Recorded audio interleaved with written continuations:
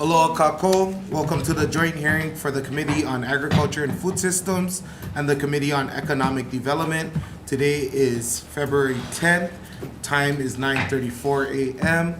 and we are convening in room 325. Today we have with us Vice Chair Kahaloa for the Agriculture Committee and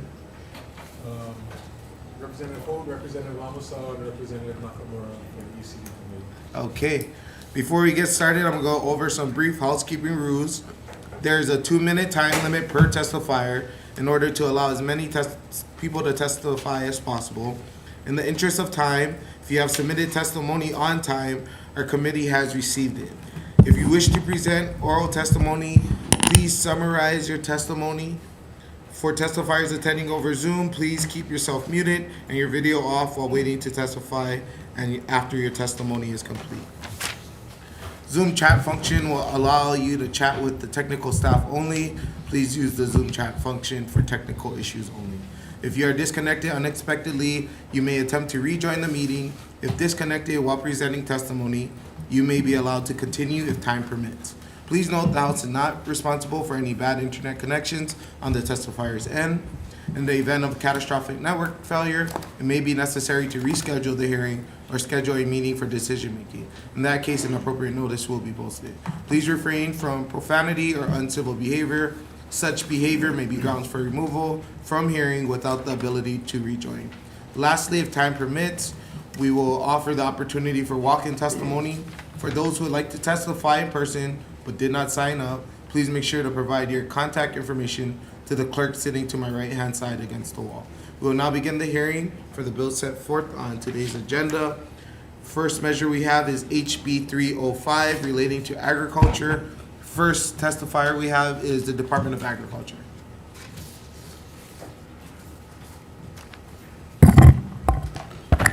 Good morning, Chairpersons Gates and Holt, Vice Chairs Kahaloa and Lamusao, and members of the committee. My name is Sharon Hurd from the Department of Agriculture, and regarding this bill, we support the measure.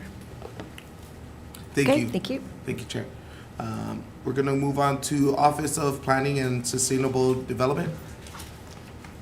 Good morning, Chair Gates, Chair Holt, Vice Chairs Kahaloa and Lamasao, members of the committee. My name is Aaron Setogawa with the Office of Planning and Sustainable Development. OPSD stands on its written testimony and support. Mahalo. Next testifier we have is Hawaii Farm Bureau.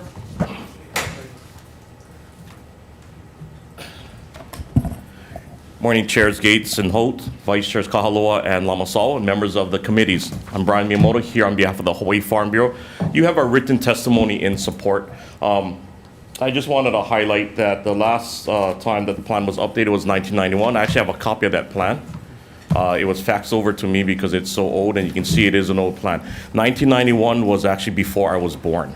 That's a long time ago, so it is about time. The number one priority is sugar and pineapple.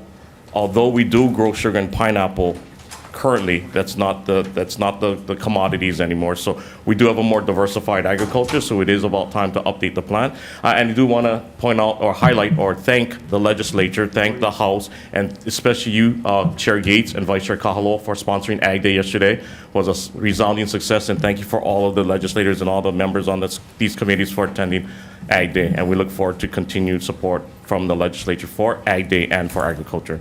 Mahalo. Mahalo. Next testifier we have is Will Carl.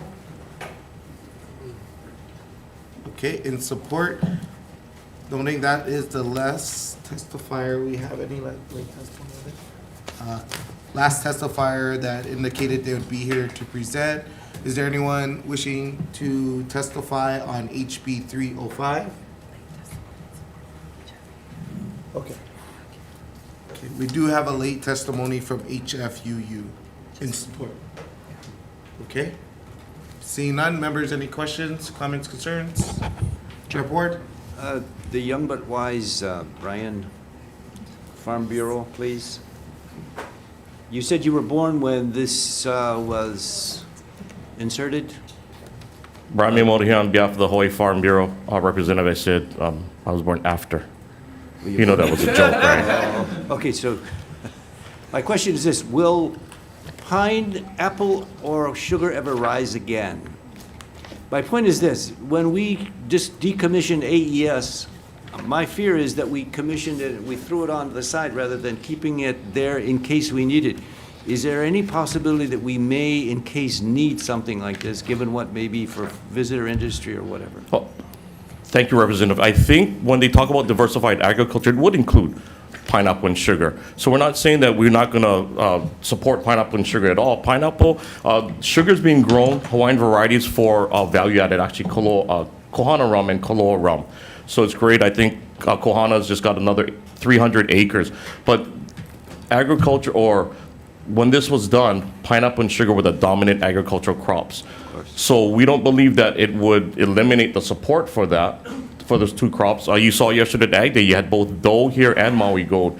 And we did actually have the Kauai pineapple here, the sugar loaf. So pineapple is also grown, but again, the focus is not on pineapple and sugar anymore. It is on diversified crops, such as you've seen us come before you earlier this week on Mamaki tea. We have a new bunch of diversified crops that we'd like to focus on, all those crops versus, I think it was number one, if you read the Planning Act, that sugar and pineapple were the focus, and there's a lot of focus on that. I don't think this would eliminate any support for those industries. What percentage of ag production is sugar or pineapple, or combined or separate?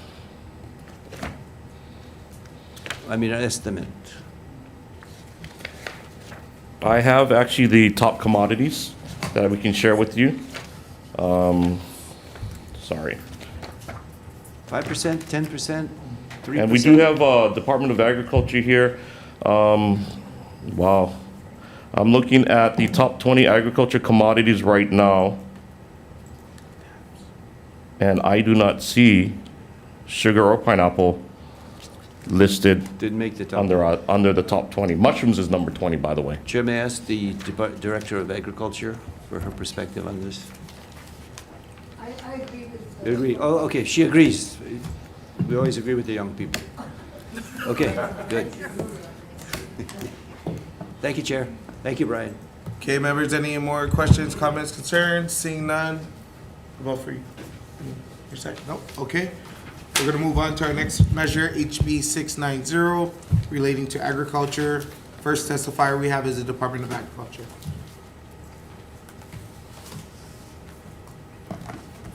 Good morning again. Chairpersons Gates, Holt, Vice Chairs Kahaloa and Lamoso, members of the committee. Stand on the written testimony, but want to say that we fully support this measure. The thing about this measure is that the fund has to be robust. We would like it to be robust. The request is that we have enough funding in the Hawaii investment to respond quickly to emergencies, respond effectively to requests for assistance. It is a great idea, and we fully support this bill. Thanks. Thank you. Okay, next testimony we have is Attorney General.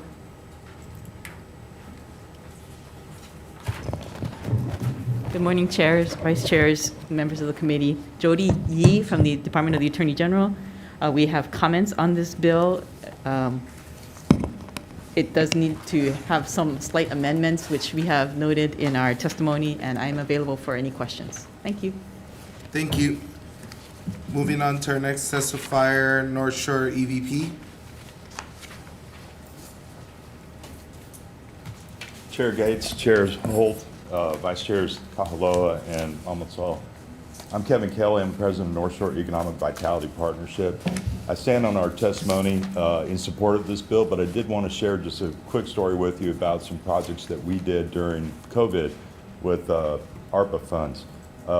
We worked with 20 farms on Kauai through a Kauai County grant and another 10 farms on Oahu through City and County Honolulu. And we gave little grants out. But as part of that, we did some training and talked to the farmers what they needed on their farm, really looking to up either their food safety or their business acumen to be successful farmers. These grants were around $5,000, but it made a huge difference in the capacity of these farms to do their work and be successful. I can't tell you enough how excited I was when I saw this bill. So kindly ask for your support. Thank you very much. Thank you. Okay, next testifier we have is Ulupono Initiative.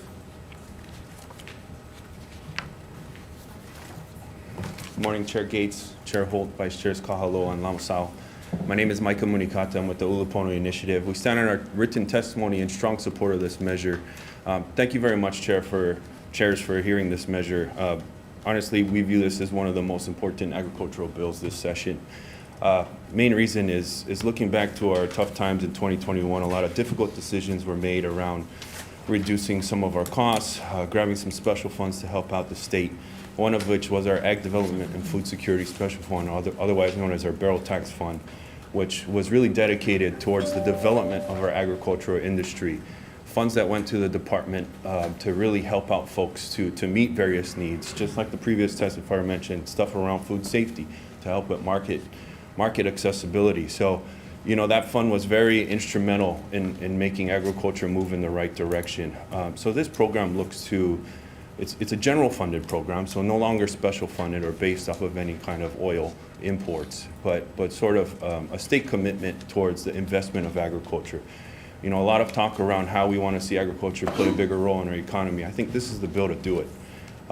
We do have some recommended amendments in our testimony, Chair, if you could take a look. That first one, where we try to highlight maybe the top 7 issues that are facing agriculture at the moment. This was based off of the last 2.5+ years that Ulupono has been doing a lot of outreach with farmers across the state to find out different ways in which they could be supported through federal programs, such as the Farm Bill, or even through other means, such as county or state funding. And so what we've identified in our testimony are things such as irrigation and land access.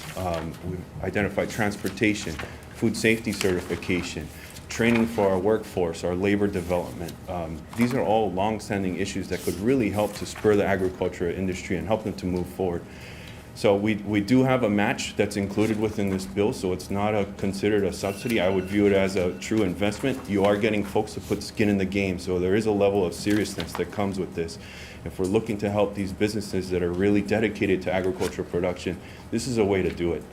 We do actually have a few other amendments, some around grant standards, such as what the AG probably mentioned in their testimony, and also around some appropriation dollar amounts. We do have $3 million in that request. That's roughly about what the department used to get back with barrel tax, with 15 cents to the barrel. You know, it is important to note that originally when barrel tax passed, it was supposed to be 45 cents to the barrel that went towards agricultural development. So 3 million being only a third of that. So, you know, definitely welcome to adjusting that number up a little bit more. So appreciate the time, folks, and if you have any questions, I'm here. Thank you. Thank you. Next testifier we have is Hawaii Farm Bureau.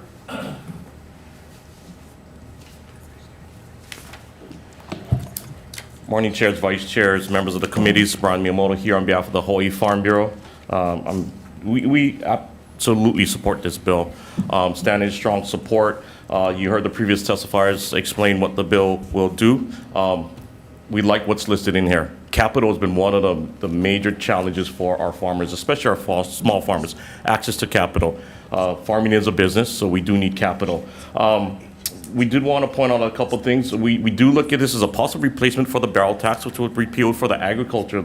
That the barrel tax that was for agriculture, as you heard the previous testifiers say, we supported barrel tax, which we normally don't, but we supported because we knew money was going to agriculture. It was supposed to be 45 cents out of that $1.05. Okay. We equate up every 5 cents about $1 million, so $9 million.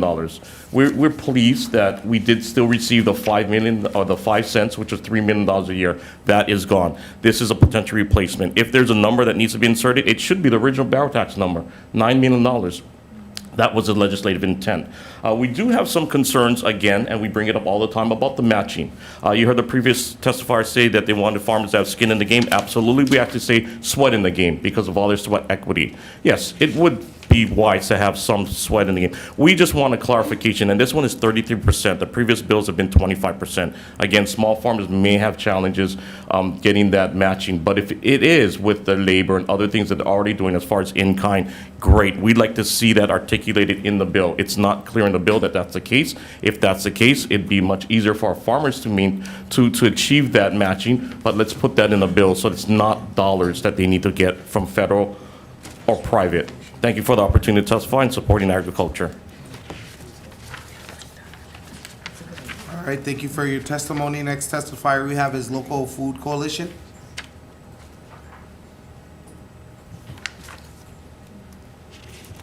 Good morning, Chair Gates, Chair Holt, Vice Chair Kahaloa, Vice Chair Lamasao, and members of the committee.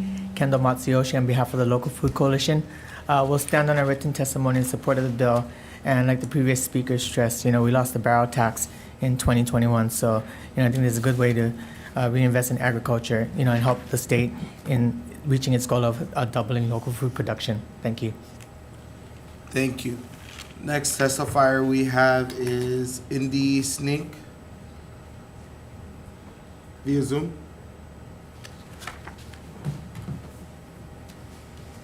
Okay. All right. We have Hawaii Cattlemen's Council in support. We also have testimony from 4 individuals in support. Is there anyone here wishing to testify on HB 690? Okay, seeing none.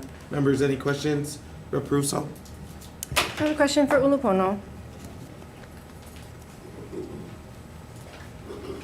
Good morning. Good morning. So I appreciated the amendments that you suggested to subsection B, page 3. And I did have questions about that dollar amount. And, even as the Farm Bureau was suggesting that we be slightly more ambitious and think about not $3 million, but $9 million. I just think that $9 million is very small. Yeah. And so I'm wondering, is there a way that we can think about if we, for example, wanted to make sure that a certain percentage of our overall state budget or state revenue was dedicated to agriculture, then what percentage does this kind of grant, or has the barrel tax in the past paid in terms of the department's overall budget? That's probably a department question. I believe there was about $3 million coming in. I think the DOA's budget's around 50 something. Yeah, so, that's... So, I'm just throwing this out there, why would we not want to double the department's budget? Okay. I think we're open to that. It's already so small. It's Right. Yep. infinitesimally small. Right. I think what this bill really tries to identify is a way in which the department can support the industry itself. So a lot of the DOA's budget is for programs within, staff, what have you, equipment costs and whatnot. So this is a dedicated program that would go towards industry support, something that doesn't exist at the department at the moment. So what I'm asking you, sorry, I'm getting to my question. No. What I'm asking you is, if we directed the funding in that way, if we wanted to dramatically increase funding for agriculture, do you think this is one of the best ways that we can support the department? Because it's not direct funding for the department, right, as everybody understands. It's grant-based work. But do you think that that the industry can absorb that in a way that would be productive? Or do you think that we would want to maybe ratchet it up over a few years? I think the industry's ready for state support. Plain and simple. I know that's a simple answer. Apologize, Rep. But the industry's ready to be supported. There are very smart individuals that exist across the egg industry that try to find creative ways to get funding that's out there.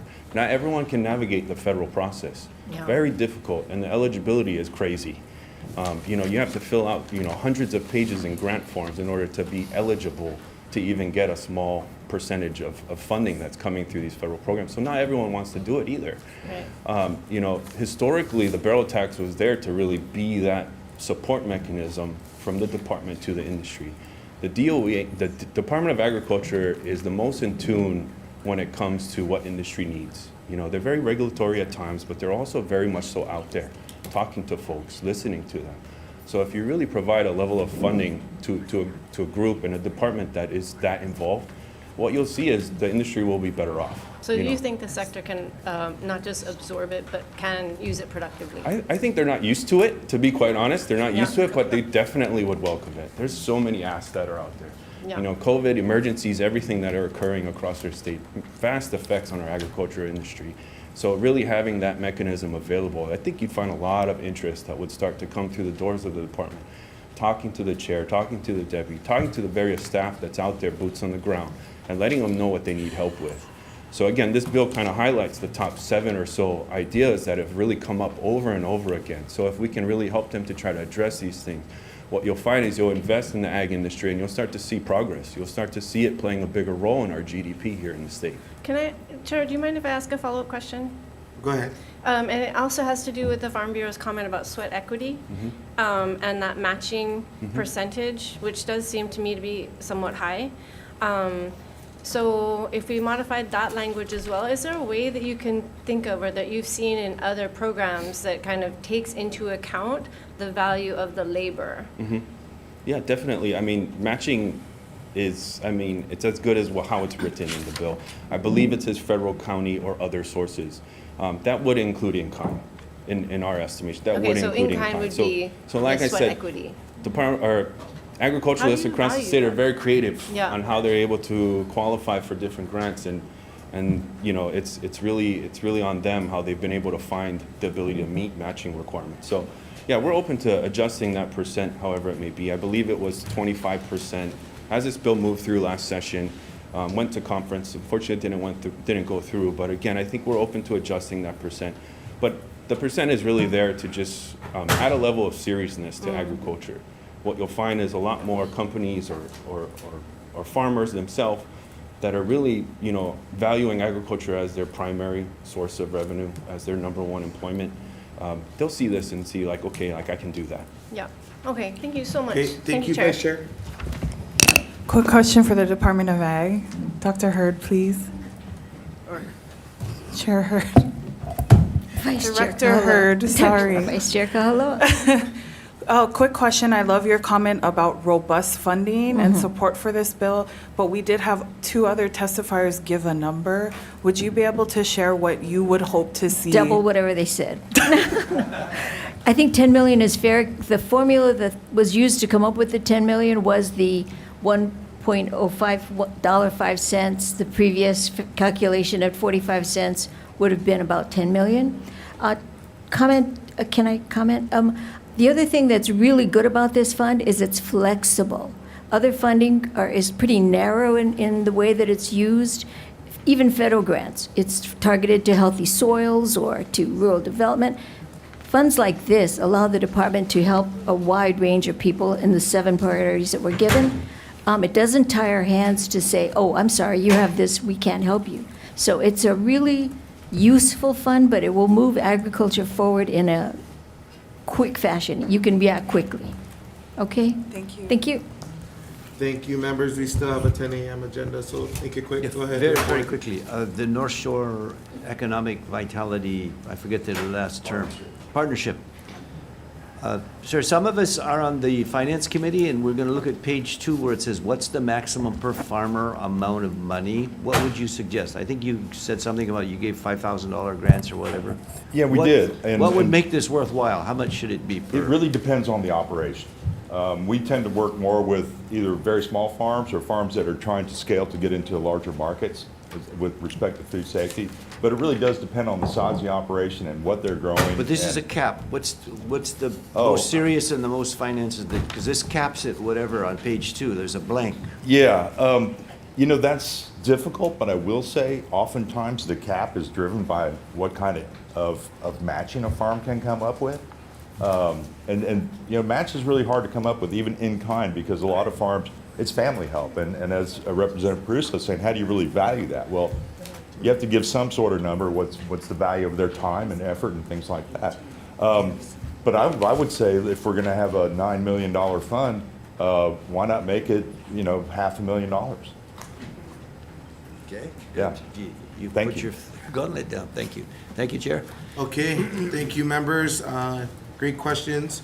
We're gonna, with that being the last question from either committee, we're gonna go ahead and move on to our last bill, HB 1383.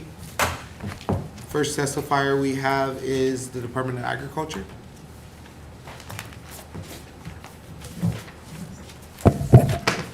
Morning again, Chairpersons Gates and Holt, members of the committee.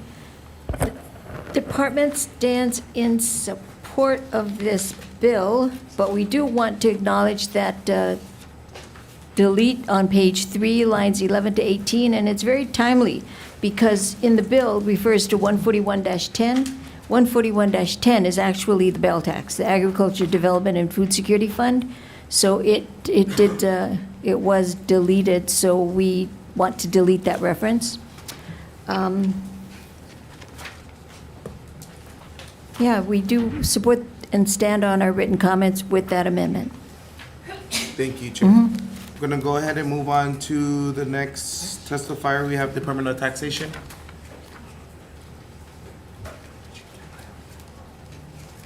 Good morning. Good morning and aloha, chairs, vice chairs, and members of all committees. My name is Kathy Davenport. I'm here on behalf of the Department of Taxation. I want to thank you for allowing to do our testimony.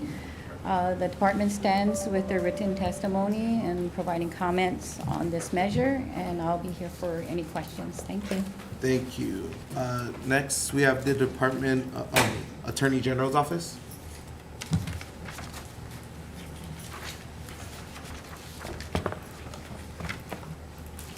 Good morning, chairs, vice chairs, and members of the committee. We submitted testimony noting our concerns about the tax credit and also about the placement and status of the task force. We'd also like to make one correction, and that is that the reference to section 141-10 on page 2, line 12, and page 3, line 18, that section of the HRS was repealed in the 2021 special session. That's all I have, and I am available for any questions. Thank you. Okay, thank you. Next testifier we have is Hawaii Farm Bureau. Good morning, chairs, vice chairs, members of the committee. Brian Miyamoto here on behalf of the Hawaii Farm Bureau. The Farm Bureau stands in support of this measure. Just wanted to highlight a couple of things. We do have a amendment that we're requesting. Apparently, this task force is not housed anywhere. So we are asking on page 1, line 1, to change the language to "there's established within the Department of Agriculture and Agriculture's Import Replacement Task Force." It's established a task force, but it's not put in anywhere. So we ask that it's put in the Department of Agriculture. Import replacement is something we need to focus on. We need to grow more of what we eat. We need to import less, right? Everyone knows that we want to grow more, but by importing less also, we're going to import less of the pests that come in with our food and with everything else that we import. 90% of our food we import. If we reduce that, there should be less pests that the department and the state's dealing with. I've got a list here. 2016 was the last time it was done by the Department of Agriculture and USDA. Top 10 imports. A lot of the stuff we can grow here. We can grow almost everything here, but we need to support the farmer's ability to grow it. We need to be able to grow it competitively. Bring down the cost of production. The previous bill offering funding and capital farms will help us get somewhere here and knock some of these off of the list. But again, 2016 was the last time because we need to fund the department a lot more. We lost a lot of the department in the RIF of 2008. This branch was one of them. We don't have the data. We need to provide them with the resources so we can have sound data so the legislature can make sound policy decisions. Thank you for the opportunity to testify, and we do humbly request that that amendment places this task force within the Department of Agriculture. Thank you for the opportunity to testify. Thank you. Next testifier we have is Ulupono Initiative. Good morning, chairs, vice chairs. Mike Munikata here on behalf of the Ulupono Initiative. Thank you for hearing this bill. We definitely support it. We'll stand on our written testimony. We have a few comments on the task force membership, just for consideration. For example, CTAR being a member of that group.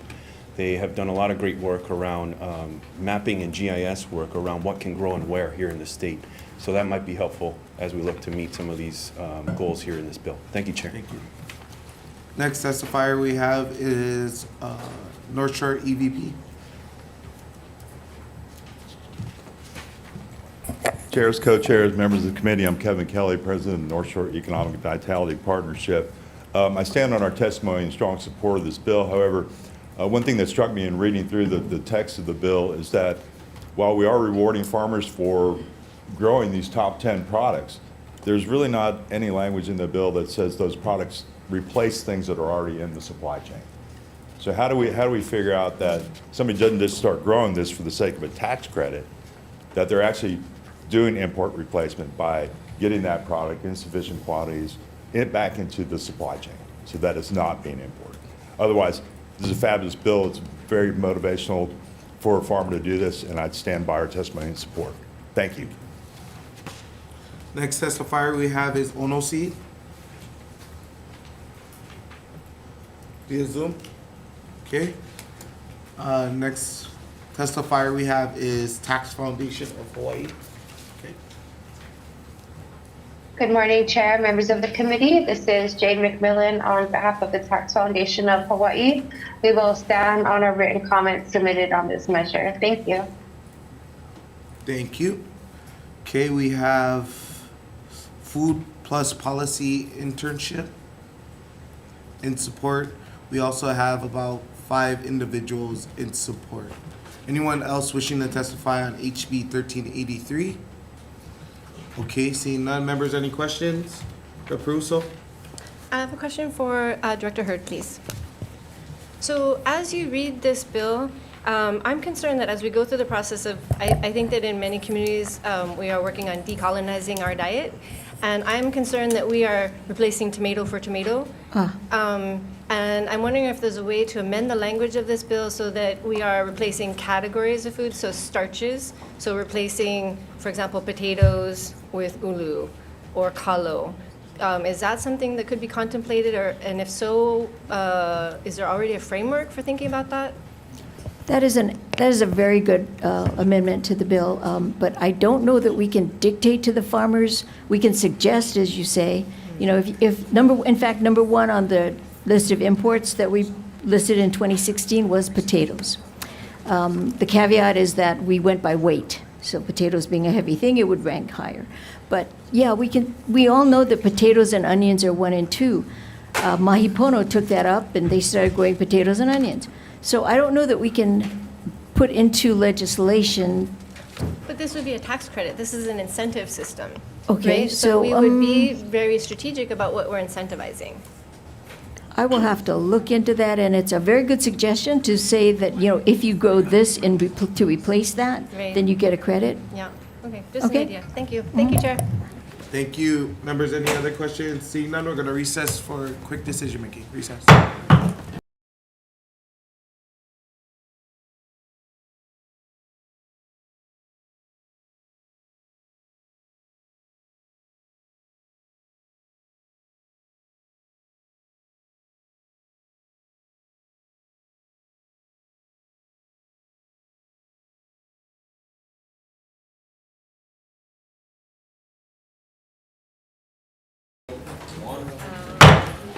Okay, members for the Committee on Agriculture and Food Systems, we are reconvening for our joint hearing.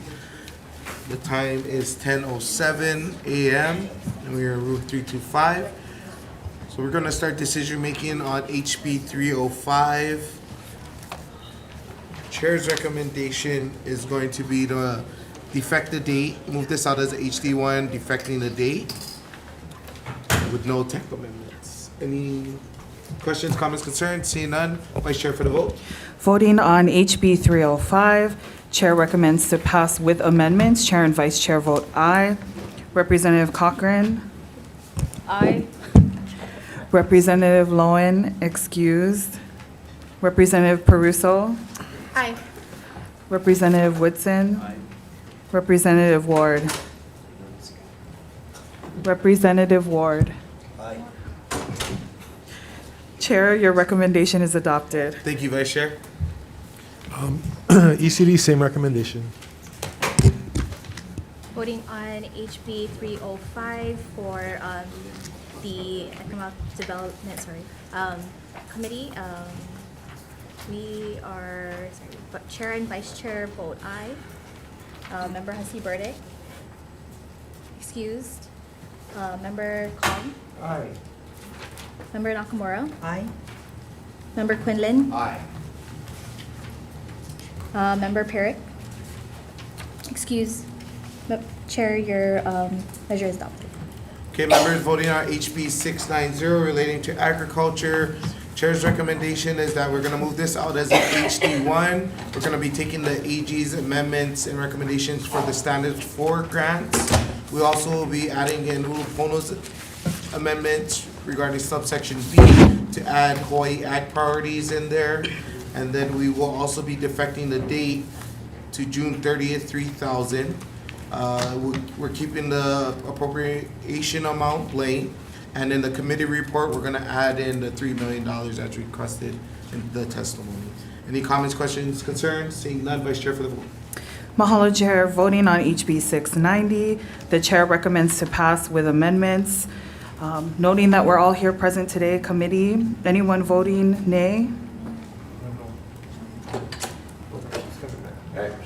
Oh, she's back. Anyone voting nay? Anyone voting with reservations? Chair, your recommendation is adopted. Same. ECD, same recommendation. So ECD voting for HB 690, noting the excused absences of Member Hasi Burdick and Member Pierick. Anyone voting no? Anyone voting with reservations? Chair, all members vote aye. Your recommendation is adopted.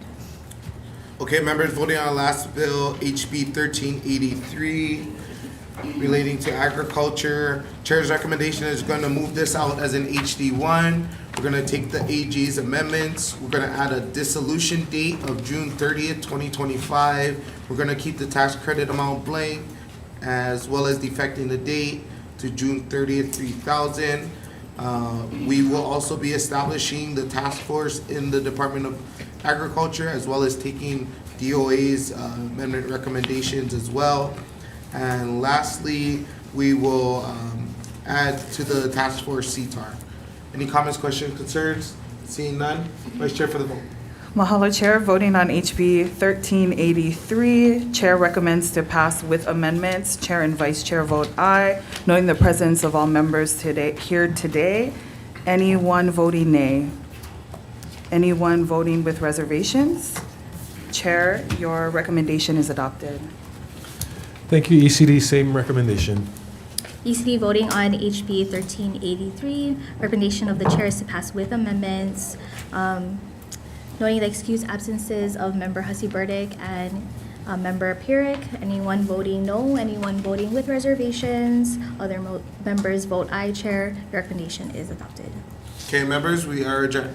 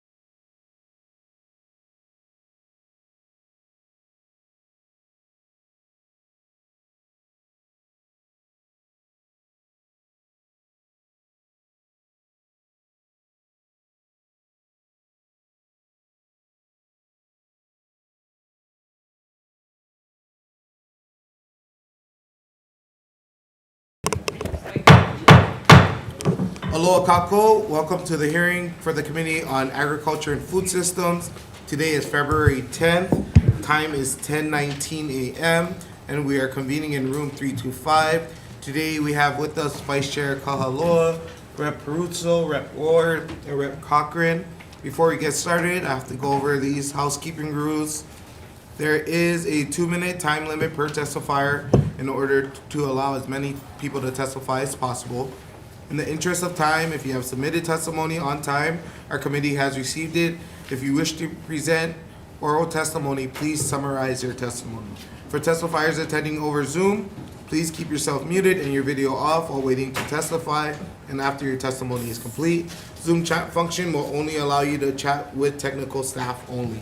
If you are disconnected unexpectedly, you may attempt to rejoin the meeting. If disconnected while presenting testimony, you may be allowed to continue if time permits. Please note the House is not responsible for any bad internet connections on the testifier's end. In the event of catastrophic network failure, it may be necessary to reschedule the hearing or schedule a meeting for decision-making. In that case, an appropriate notice will be posted. Please refrain from profanity or uncivil behavior. Such behavior may be grounds for removal from hearing without the ability to rejoin. Lastly, if time permits, we will offer the opportunity for walk-in testimony. For those who would like to testify in person but did not sign up, please make sure to provide your contact information to the clerk sitting to my right-hand side. We will now begin the agenda for the 10 a.m. Committee on Agriculture and Food Systems. First bill, we have HB 310 relating to agriculture education. First testifier we have is the Department of Agriculture.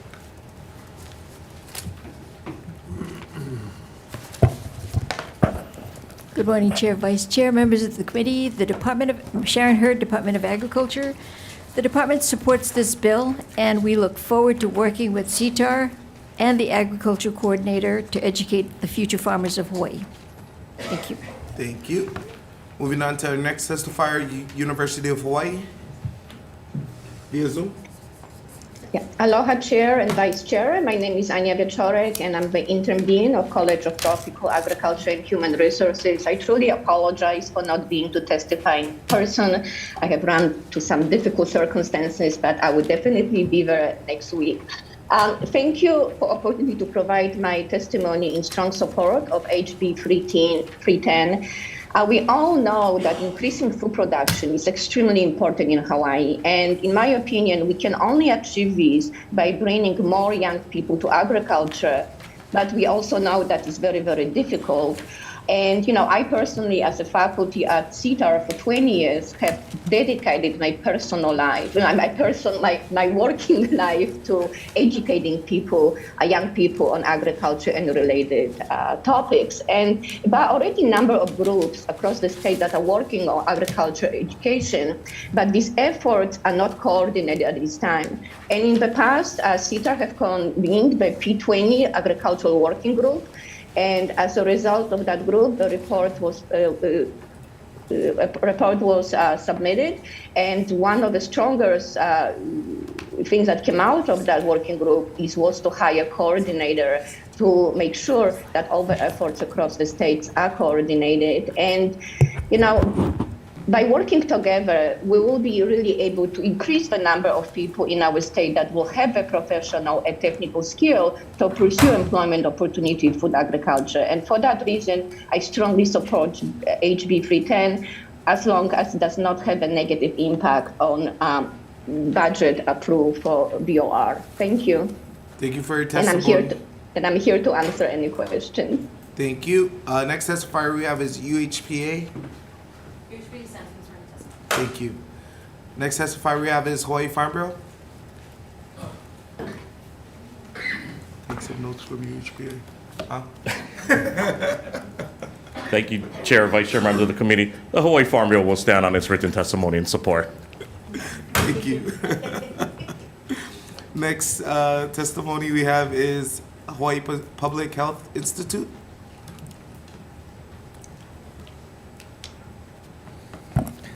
Good morning, Chair, Vice Chair, other members of the committee. I am Dennis Chase, the Program Manager for the Farm to School Hui, located in Hawaii Public Health Institute. We are in strong support of this bill, and we'd like to echo what the interim dean said, that we believe this bill would increase the coordination and development of agricultural education statewide, which will be critical in increasing our local food production. Thank you. Thank you. Noting that was the last person indicating they would be here in person or on Zoom to testify, we have one individual in support. Is there anyone else wishing to testify on HB 310? Oh, we also have 4 individuals that testified late and in support. In support. Okay, great. Members, any questions, comments, concerns? Rep. Russo? Quick question. This is for Anna. Sorry, excuse me. And that's just to go back to the purpose of this measure. We've been working on this for a number of years, and I appreciate your efforts to solidify this work. But I wanted to make sure that it's well understood that one of the most important purposes is ag teacher preparation. So it will be important for you folks to work with TEC, the Teacher Education Coordinating Committee, and then also with the College of Education, because if we don't have ag teachers in our high schools, then there really is no pipeline. So I just want to reiterate, like, it's not just about preparing farmers, it's really that educational pipeline. So I just wanted that to be on the record. Yes, thank you very much. And I have provided in my written testimony that we are planning to work with a number of members, including Department of Education and College of Education. I saw So that, thank and you. I just wanted to make Yes. sure, like, it's understood that Yes. it's for teacher preparation. Thank you. So, Thank you very much for your comment. Okay. Members, any other questions? Seeing none, we're going to move on to our next bill, HB 312. First testifier we have is Hawaii Farm Bureau. Thank you, Chair. The Hawaii Farm Bureau will stand on its written testimony in support. Okay, thank you.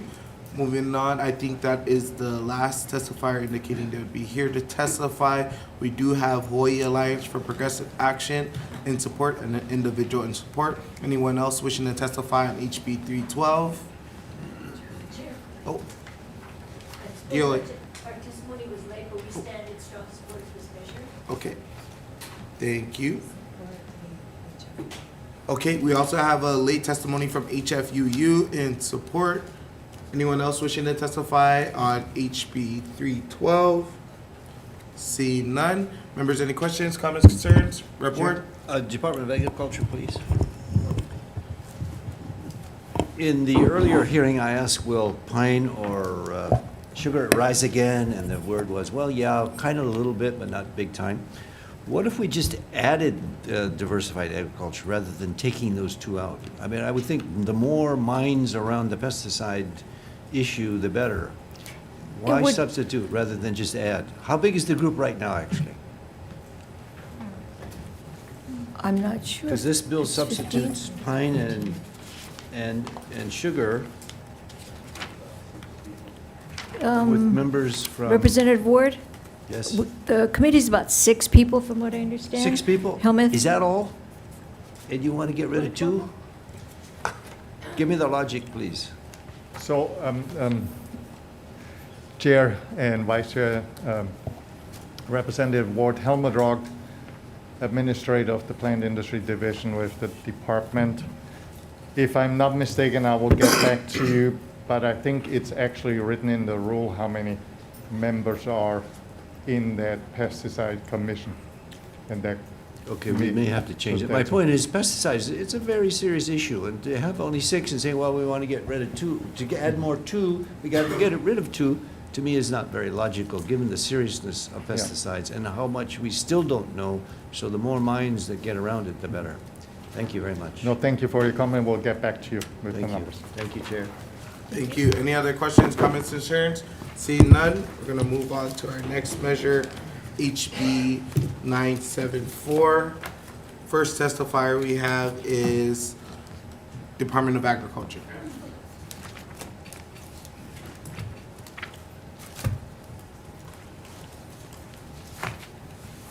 Thank you, Chair Sharon Hurd, Department of Agriculture. The department stands in strong support. This is an admin bill for us. We have been requesting this position in previous asks. It has not been funded. The urgency now is that with the Infrastructure Improvement and Jobs Act, the congressional delegation has announced $2.8 billion earmarked for Hawaii. That's a lot of money that the Department of Agriculture could access for farmers and ranchers, and we need a grants position to coordinate that. I do want to add that not only is the grants position important, but if we are successful, and we hope to be, then you need the pipeline support. You need fiscal and you need oversight. So it's actually a very important bill to us. Thank you. Thank you. Next testifier we have is Hawaii Farm Bureau. Thank you, Chair, Vice Chair, member of the committee, Brian Miyamoto, here on behalf of the Hawaii Farm Bureau. I'll make it real quick. This bill is a very important bill. We are in strong support of this measure. Right now, we've got private funding this type of activity, namely Ulupono. I know currently they're funding 3 different organizations to help get more federal funding to Hawaii, not just federal, state, and county, helping our farmers and ranchers. So absolutely, this, we believe this should be housed within the Department of Agriculture, and to try to capture a lot of what we believe is money left on the table from a federal standpoint. So really in strong support of this measure, and we hope that the legislature will consider creating this position. Very important for our farming community. Thank you. Thank you. Next testifier we have is Ulupono Initiative. Morning, Chair, Vice Chair, members of the committee. Michael Munikata here on behalf of the Ulupono Initiative. We stand on our testimony in very strong support of this bill. It's important to note that having someone within the state to seek out these programs that are dedicated to state departments or agencies is very important. Private sector can do its part to try to get these private side of funds in different ways, but really there's a lot of money that goes towards state departments, and what you need is some personnel to go out and seek it and then administer it all the way through its fruition. So some support within Department of Ag to do that would be awesome. Thank you, Chair. Thank you. We also have Hawaii Cattlemen's Council in support and 1 individual testimony in support. Are there any others testifying today on this bill? Any comments or questions from the committee? Sure. Representative Ward. I have a question. No one will ever doubt the importance of this, and everybody used the I word in this, but it's blank. Do any of you have numbers who said this is so important, but there's a blank appropriation? How big should it be, Madam Director? The grant position is probably going to be... Well, please come to the... What's the amount of money should be put in there? Some of us are on the Finance Committee. It would be very helpful to know. The position would probably be a Program Specialist 5. That's about $70,000. And then we're going to ask for the servicing of the grant position, hopefully very successful in securing grants, to be administered through the fiscal office. That probably is going to be a fiscal officer, maybe another $60,000. So we're looking at maybe $200,000, including fringe. Okay, that's very helpful. Thank you very much. Thank you. Does anyone else have a different figure? No. Okay, that's supposed to be an aside joke. Brian? Thank you, Chair. Any other questions, committee? Okay, we're, on behalf of the chair, we will let him return. Okay.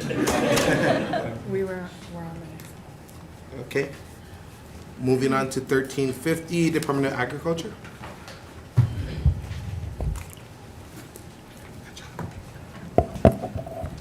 Chairs, Vice Chair, members of the committee, the Department of Agriculture strongly supports this bill.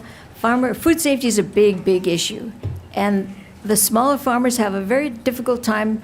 I shouldn't say difficult, it's just very time-consuming for them to comply with the food safety standards, specifically the recording and then the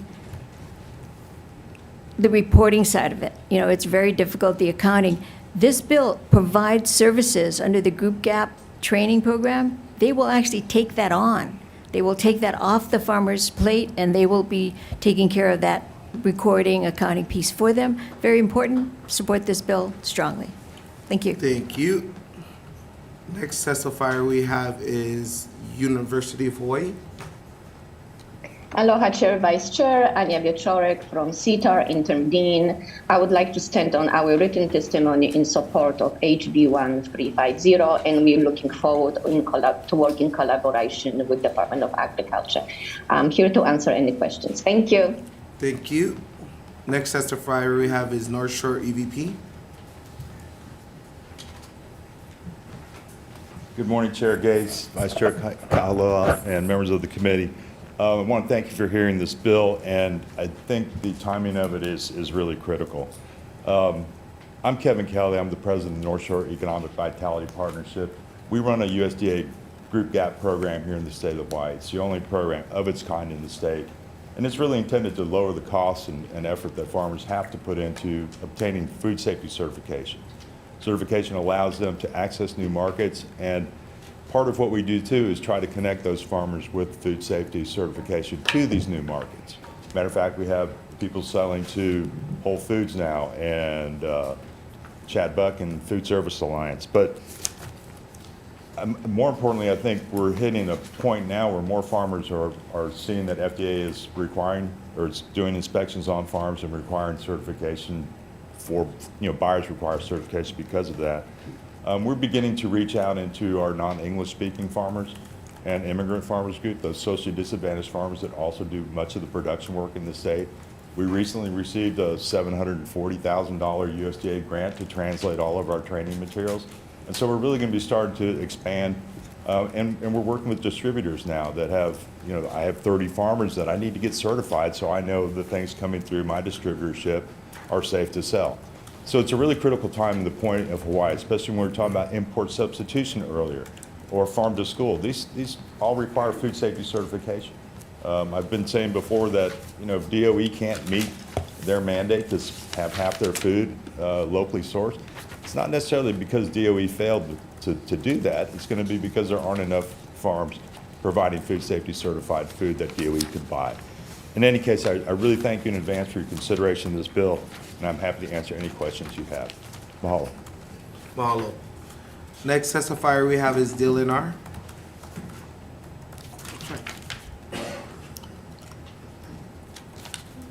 Sorry, that was the wrong bill. Hawaii Cattlemen's Council in support, Ulupono Initiative. Chair, Ulupono was down in testimony in strong support of this bill. Thank you. Hawaii Farm Bureau. Morning, Chair, Vice Chair, members of the committee. Brian Miyamoto here on behalf of the Hawaii Farm Bureau. Chair, I believe the DNR testimony is probably in support of Act 90, so wrong bill. Okay. Hawaii Farm Bureau stands in support of this measure.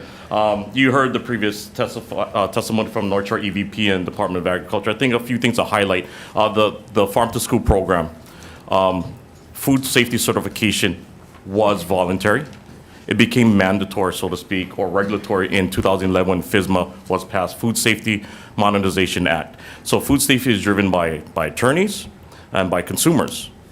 Some places will not purchase unless there is some type of food safety certification. This is a measure to help our small farmers. North Shore EVP is doing amazing work to support. You heard them. The cost of the record keeping, the cost of compliance is pretty high. So we need support for our small farmers, kind of in line with what the Food Hub program is going to do, where it's going to help the small farmers access new markets, i.e.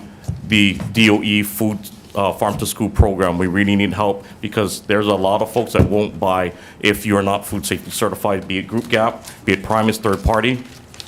So we do need help, and this goes a long way to support our small farmers. Just as an example, one of our food farmers here in Hawaii has to do roughly 18 different food safety audits for the different markets that they're in. So it is very difficult for some of the smaller farmers to meet the compliance. So thank you for the opportunity to testify. And Dylan, that was just a joke. Thank you for your testimony and strong support. Next testifier we have is Hawaii Fish Company in support. And we have about 10 other groups and individuals in support. Anyone else wishing to testify on HB 1350? Okay, seeing none, members, any questions? Rep. Ward? Brian, could you come back, please? I think at one hearing you said there are 7,500 farmers you got. How many, what did you say? How many farmers are there? Brian Miyamoto here on behalf of the Hawaii Farm Bureau. Thank you, Representative. There's 7,300 farms, a little over 7,300 farms. However, this particular issue does not apply to all of them. Food safety certification and requirements are for our produce, our products that are high risk. There are some that aren't required. Those that are consumed raw, mostly consumed raw. Okay, so you're anticipating my question. I'm trying to get what the universe of farmers are who need this and those who don't have it. What's the percentage who have it and the percentage who don't, which this bill will fill the gap? Thank you, Representative. I believe Kevin Kelly, who does some work, a lot of work here, might have the exact numbers right now. We've had some from before, but I think might be a better person to answer that detailed question. Okay, Mr. Kelly, can you speak for the whole state like Brian does? Yes, I can. I think Okay, there's good. approximately 3,680 production farmers doing diversified ag. Of that, around 2% or less are GAP certified. Many of those also have other third-party audits such as Primus, and that's another, let's say, 20 or 30 farms. So it's a very small number of the number of farms that are actually would be covered by FSMA. A lot of farms don't have to comply with FSMA because they either sell direct to consumers or make below a threshold value of farm. So, okay, of the universe that's out there that needs it, what percentage don't have it is what I'm trying to get at. Oh, 95, 96. Okay, so this bill is very, very important. Yes, yes, Okay, especially that's as what we I'm trying to move get towards, FDA's back out doing their Got work it. and, yeah. Thank you very much. You're welcome. Brian, did you get that? Excuse me, members, we do have a late testimony from someone via Zoom. Food Plus Policy, are you there? Yes, I'm here. Aloha, Chair, Vice Chair, and members of the committee. I would like to stand on our written testimony. This is a very important bill. I am a manager of a farmer's market here on island, and I also graduated from the Go Farm program this fall. What North Shore EVP does for our farmers here is really essential in giving us fundamental food safety training.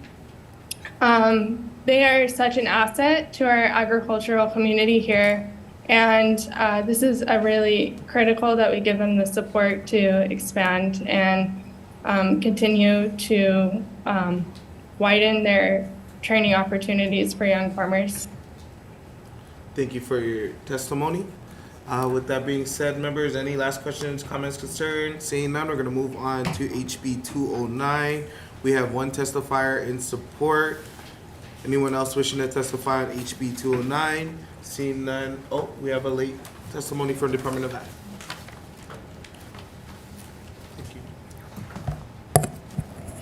Sharon Hurd, Department of Agriculture, Chair, Vice Chair, and members of the committee. The comment that we have is that we understand and recognize the importance of this measure. It is very important. However, we feel that it might, as long as it does not adversely impact our declarations that protect Hawaii from invasive species. It's a comment. Thank you. Anyone else wishing to testify on HB 209? HTA, go ahead.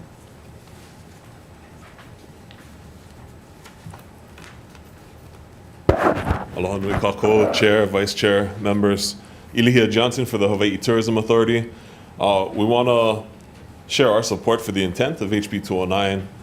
You know, the Agricultural Declaration form is not only important to Hawaii's biosecurity by declaring and allowing the inspectors to go seize those items before they get into our precious environment, it's also a valuable educational tool, understanding that these are threats to the island's biosecurity. And so the form is important. We defer to our good colleagues at the Department of Agriculture on matters of implementation, and we're here for any questions. Mahalo nui.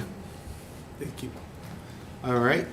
With that being said, anyone else wishing to testify on HB 209? If not, members, any questions, comments, concerns, Rep. Board? HTA? The desecration issue, do you have any comment or counsel on that regarding, and how would you kind of enforce it, or where would we designate, hey, this is kapu, that's whatever, et cetera? Mahalo for the question, Representative Ward. So our understanding of the intent of this measure, and we want to thank Representative Tam for introducing it, and you know, he was in touch with us ahead of creating this, asking for some suggested language. It's really about that visitor education, which is the core of all of our work at the Hawaii Tourism Authority, letting folks know that there are different rules of engagement when you come here. And so communicating that there are laws protecting wildlife, special sites, things like that, is the purpose of this measure as we understand it. And so it sounded like your question was more about... To me, desecration has a bigger meaning than environmental degradation or desecration gets almost into the cultural harm, spiritual, discrimination, etc. Yep, and the purpose of this, as we understand it, is to just raise to the level of awareness of the visitor that there are laws against certain things that you may not be aware of, so please heed them while you're here. So you know an example where it says in the text, public monuments and structures, cultural sites, burial grounds, places of worship? So Yes. this would be naming names and then putting up signs in those particular locations? Would that follow? Thank you for the question. So that's beyond the scope of this. This measure, as we understand it, is simply to add that affirmation to the form so that it's in front of visitors and they can see, oh, there are laws about this stuff. And to learn more about them, we offer a page to be constructed on the state's official visitor website to go point to the laws. So this in and of itself does not add any signages, any new protections, or anything like that. It's simply adding this language to the form. But it says that I will heed to Hawaii's desecration laws. But we don't give them the laws, do we? Or do we? So because of space constraints on the form in its current form, we're sending folks to that website to go learn more about it. Okay, got it. Thank you. Yeah, thank you, Rep. Okay, seeing no further questions, comments, concerns, we're gonna move on to our next bill, HB 544, relating to regulation of importation. First testifier we have is Hawaii Department of Agriculture.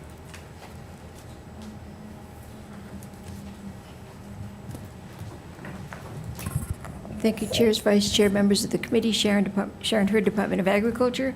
The department supports this bill but has comments that there is a current pilot project to transmit the information on this form electronically.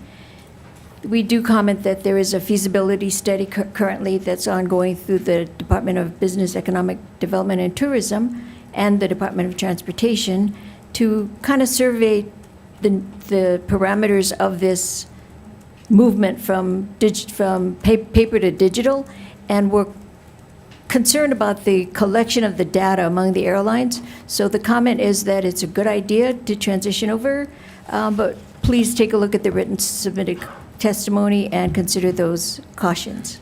Thank you. Thank you. Next testifier we have is Hawaii Farm Bureau.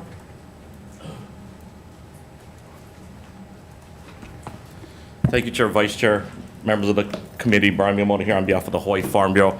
We didn't submit written testimony. I just wanted to add to our support. We do support this measure because it helps us get into the 21st century. Technology is there. But just wanted to point out, a lot of people don't realize that when we leave Hawaii, we have to send our bags through USDA inspections. But when we come back, we have to do a form. And I think many of us have been on so the state manages the program coming in. The federal government protects the continent of the United States from Hawaii when we leave. So think about that. That's why you get that sticker. You have to send your luggage or even your check-in right before you board the plane. Well, when you come in, there's a form. And I think many of us have witnessed others, because I know we all fill out the form, but others not filling out that form. So this is just hopefully another opportunity, again, embracing the 21st century technology that's here so that we can better protect our borders. So thank you for the opportunity to testify. Thank you. We have two other testifiers, one with comments and one with support. Anyone else wishing to testify on HB 544? Oh, HTA, go ahead.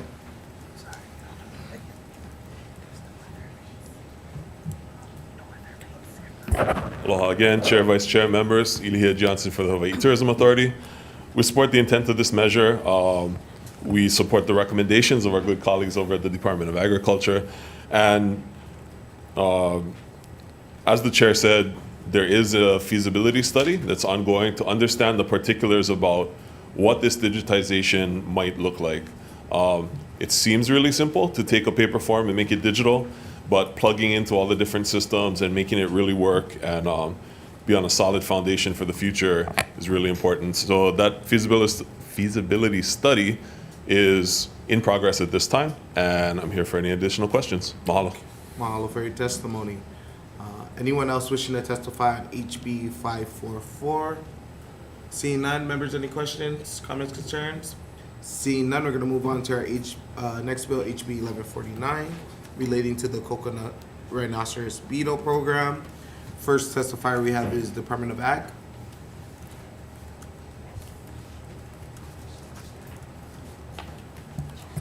Chairs, vice chairs, members of the committee, Sharon Hurd, Department of Agriculture. We strongly support this measure, and we do have our task force, our head of our task force here to answer any questions. Thank you. Next testifier we have is University of Hawaii. Aloha Chair, Vice Chair, Anya Biachorek, Interim Dean for College of Tropical Agriculture and Human Resources. Thank you for opportunity to provide testimony in strong support of HB 1149. As we all know, CRB is a huge problem for our state. CITAR has been working with our Department of Agriculture to address this problem for a number of years. But the funding that we have been using is a federal funding and it's just about to run out. So we really believe that we need to continue our efforts on all the activities, research, response team, education, investigation work, and so on. And for that reason, I would like to stand on my written testimony in support of this bill, as long as it does not have a negative impact of Board of Regents approved budget. Thank you very much, and I'm here to answer any questions. Thank you. Next testifier we have is DLNR. Aloha Chair Gates, Vice Chair Kahaloa, members of the committee, Chelsea Arnott with Department of Land and Natural Resources, and also program support for the Hawaiian Basis Species Council. The department stands on its written testimony in support. We recognize that this is a serious pest, not only threatening agricultural resources, but also our cultural and natural resources. And the investment in more research to figure out how to manage this pest is really necessary for the future. So we stand in strong support. Thank you. Thank you. Next testifier we have is UHPA. Thank you. Next testifier we have is Waimanalo Agriculture Association.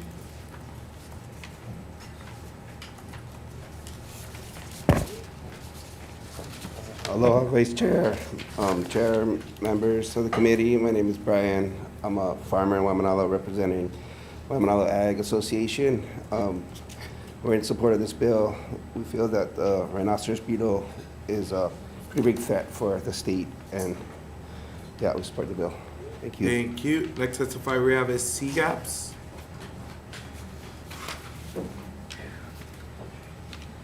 Good morning, Chair, Vice Chair, and members of the committee. My name is Stephanie Easley. I'm a legal fellow with the Coordinating Group on Alien Pest Species, or CGAPS. We are in strong support of this bill to provide this stable state funding for coconut rhinoceros beetle response. As we set out in our written testimony, right now is a critical time for coconut rhinoceros beetle response. The Hawaii Department of Agriculture adopted an interim rule last year that has businesses that work with the host material for coconut rhinoceros beetle enter into compliance agreements to prevent the inadvertent spread of the pest within and from Oahu. This is a huge effort to educate landscapers, people who work with green waste, and processors. See, coconut rhinoceros beetle response is the boots on the ground who is carrying out that education and work. We understand that HDOA hopes to make that rule permanent, so this ramping up of this outreach will continue, and we strongly support this measure. Thank you for your testimony. Next testifier we have is Island Foodscaping.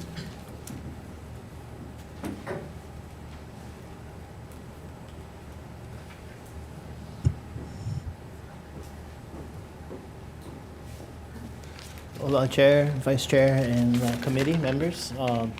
My name is Justin Franzmeyer, member of Waimanalo Agriculture Association, as Brian described it, and owner of a landscaping company, contractor, Island Foodscaping. And we've been blessed not having to deal with this firsthand, the coconut rhinoceros beetle, as well as coqui frogs and little fire ants. But due to appropriate funding for little fire ants and the coqui frogs from the State Department of Agriculture, those have been managed or exterminated in our area.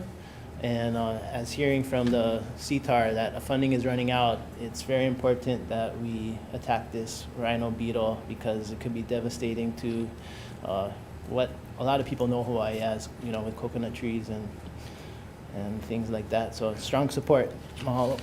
Mahalo. Next testifier we have is George Fleming. Good morning, committee. My name is George. I'm the general manager at Coastline Landscape and Nursery up in Kunia. I've been dealing with these things for about a year and a half now. I have advanced degrees in horticulture and agriculture. I'm 68 years old, and I've never been more afraid than I am right now of anything. We are battling these things all day, every day.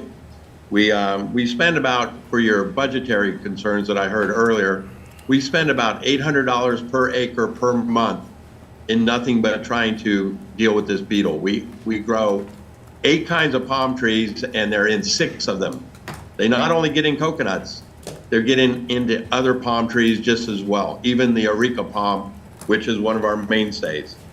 We are also finding damage in our vegetable crops, because the grubs live in the ground, under the trees, and in the soil. So these things fly at night. They can travel over a mile at night.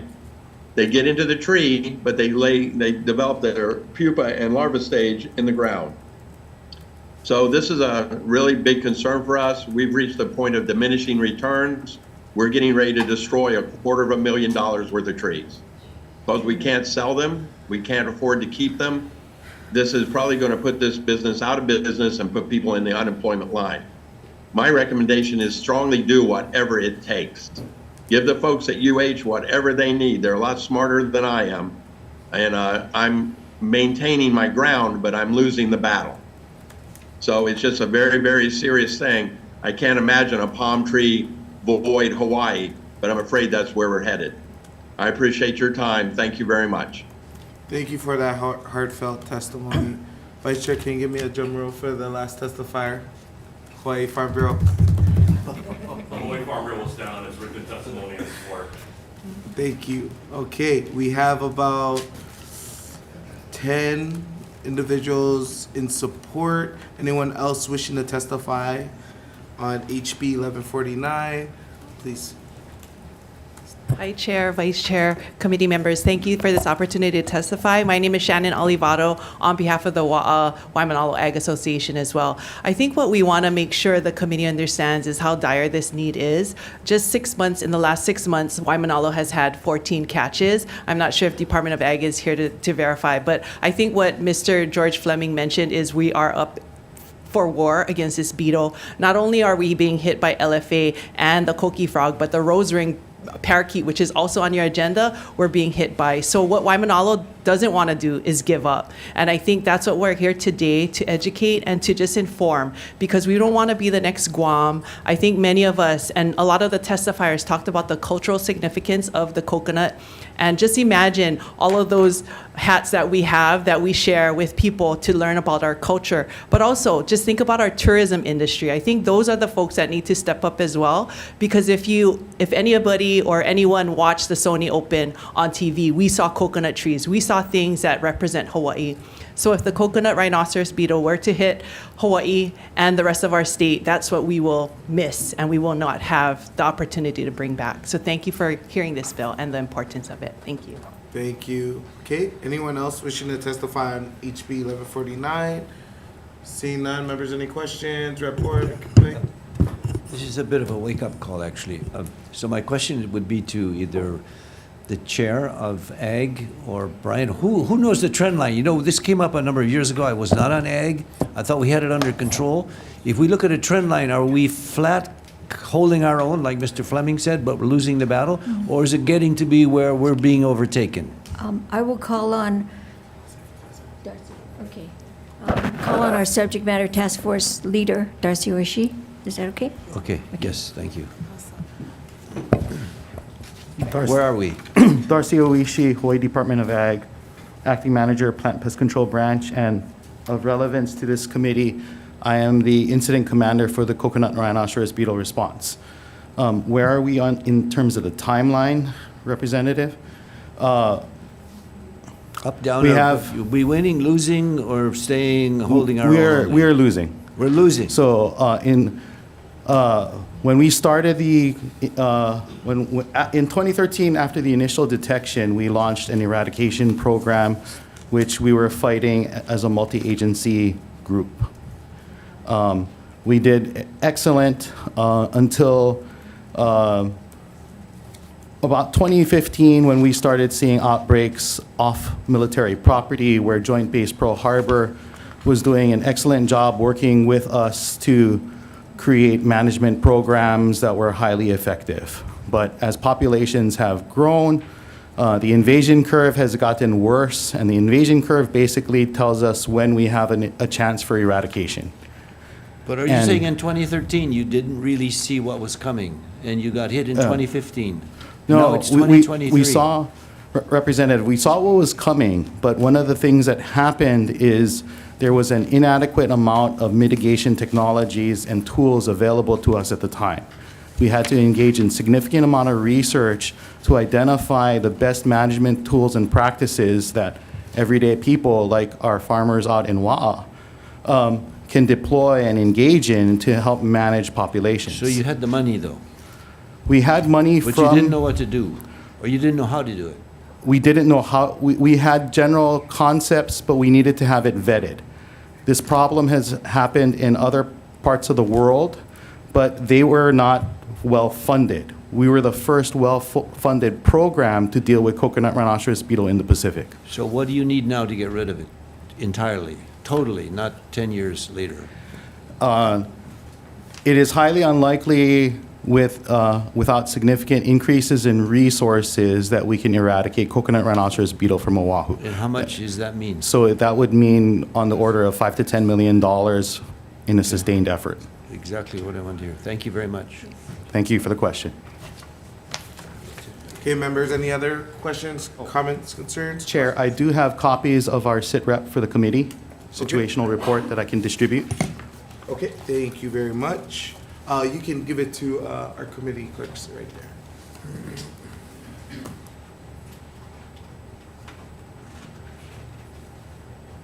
All right, members, moving on to HB 1150 relating to invasive species. First testifier we have is DOA. Chair, Vice Chair, members of the committee, the Department of Agriculture stands on its written testimony. Thank you for that. Next testifier we have is DLNR. Chair, Vice Chair, members of the committee, Chelsea Arnott with Department of Land and Natural Resources and Hawaii Invasive Species Council. We stand on our written testimony in support. And as many of you saw in our invasive species info briefing, we ended that with a powerful punch talking about little fire ant across the state and just what a tipping point we are right now. And we need to invest in the Hawaii Ant Lab that's really in charge of the research and developing management tools, not only for our agencies and partners, but also community members to be able to manage little fire ant across the state. Mahalo. Okay, thank you. Next testifier we have is UHPA. Thank you. Next testifier we have is CGAPS.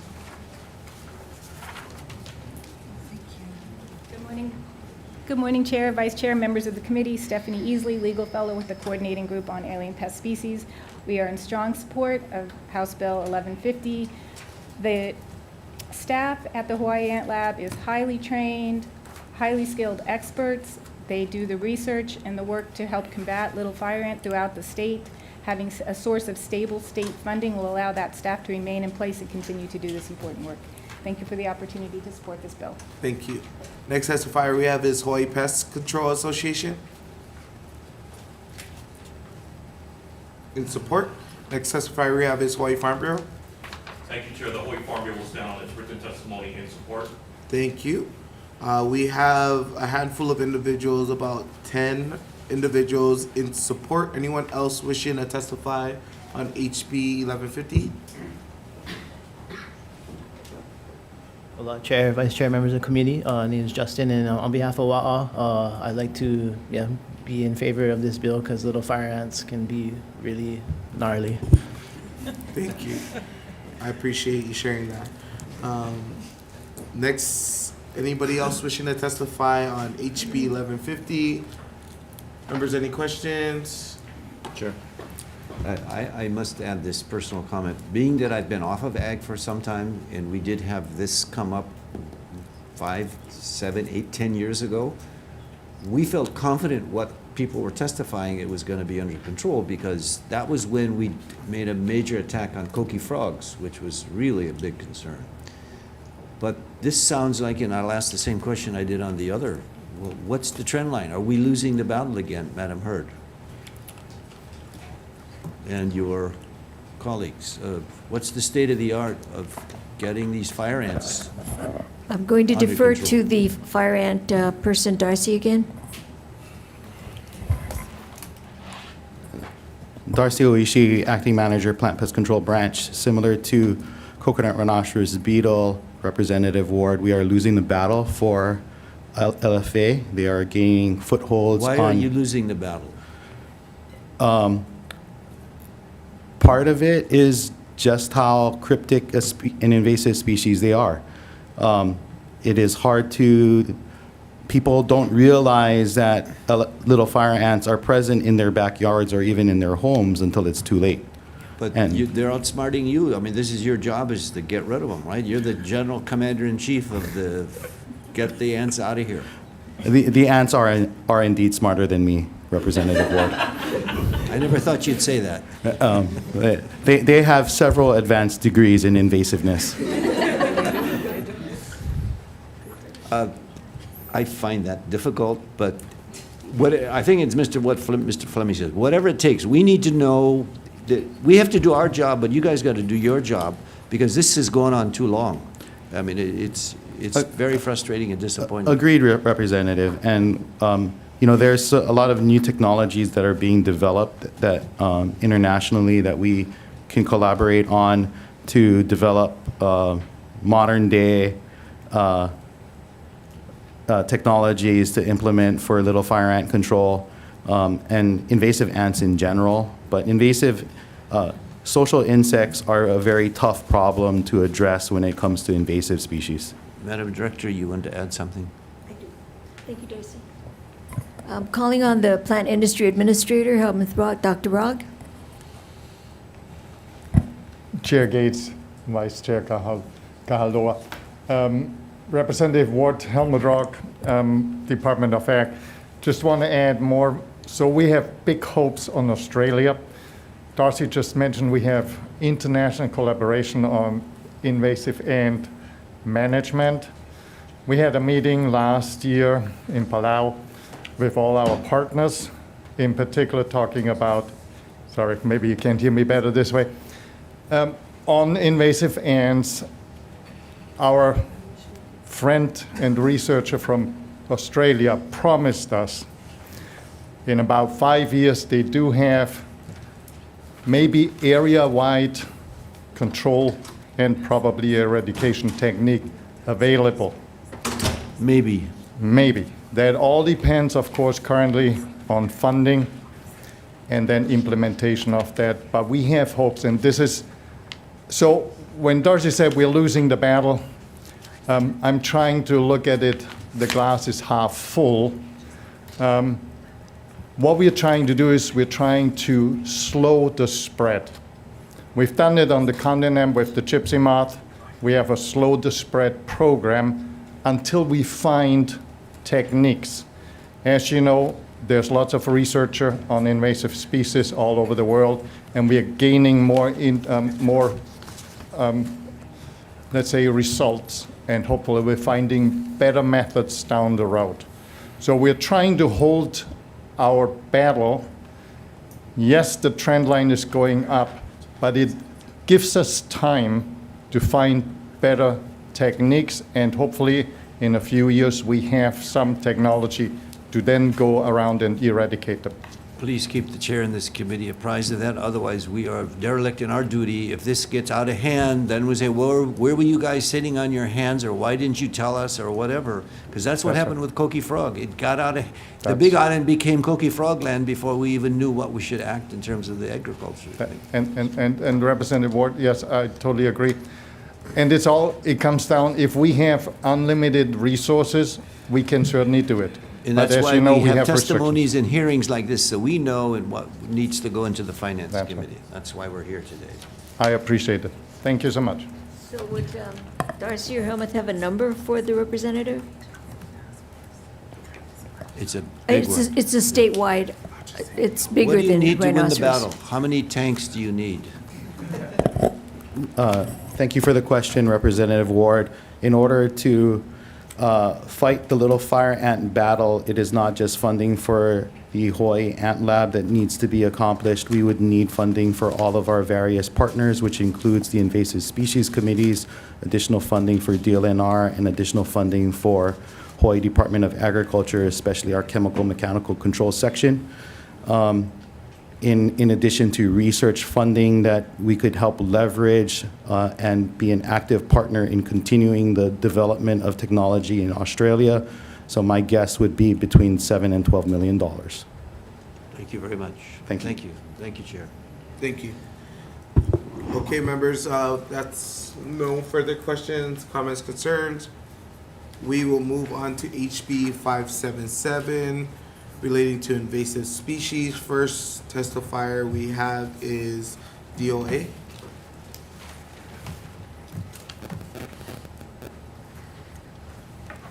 Thank you, Chair, Vice Chair members, Sharon Hurd, Department of Agriculture. We have, on this measure, we have comments. This parakeet is very adaptable and it's cute. So it's going to, given the nature of the birds, the comment is that we would need a larger task force to decide which way to go with this, because they're very adaptable. And so the interagency task force would examine the best way forward. We're not just trying to control the population of the rose-ringed parakeet, but we need to develop a system and approach, almost like a marketing campaign, that this is an invasive, it is not a cute parakeet. Well, it is a cute parakeet, but it's also an invasive. So it's a multi-tiered type of campaign. Okay, thank you. Thank you. Next testimony we have is DLNR.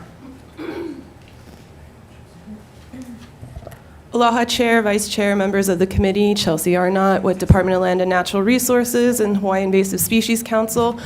We are also providing comments on this measure, and we defer to the recommendations made by the Hawaii Department of Agriculture. We realize this is a problematic species across the state, and there is a multi-agency effort already discussing how to control it on Kauai, and we agree that it should be a statewide conversation because we're seeing the impacts of this parakeet over here on Oahu too, and also early detection and rapid response efforts that are needed on the other islands where the species is not widespread yet. So we defer to the recommendations made by Department of Agriculture. Mahalo.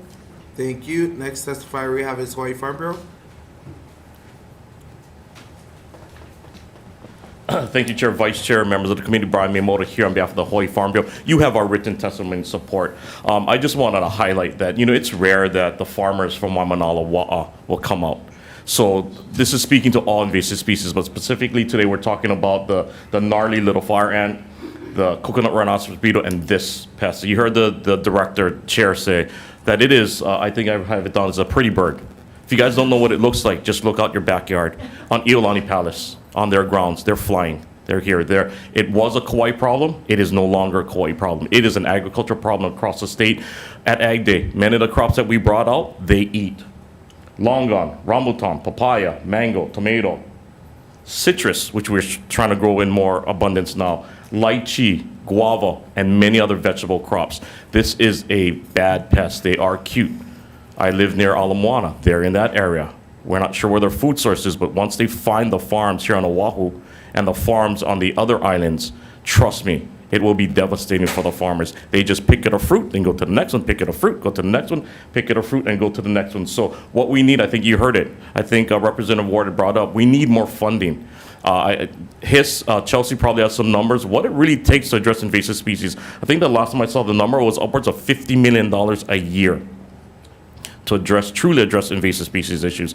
It is not just an agricultural issue, it is an environmental issue.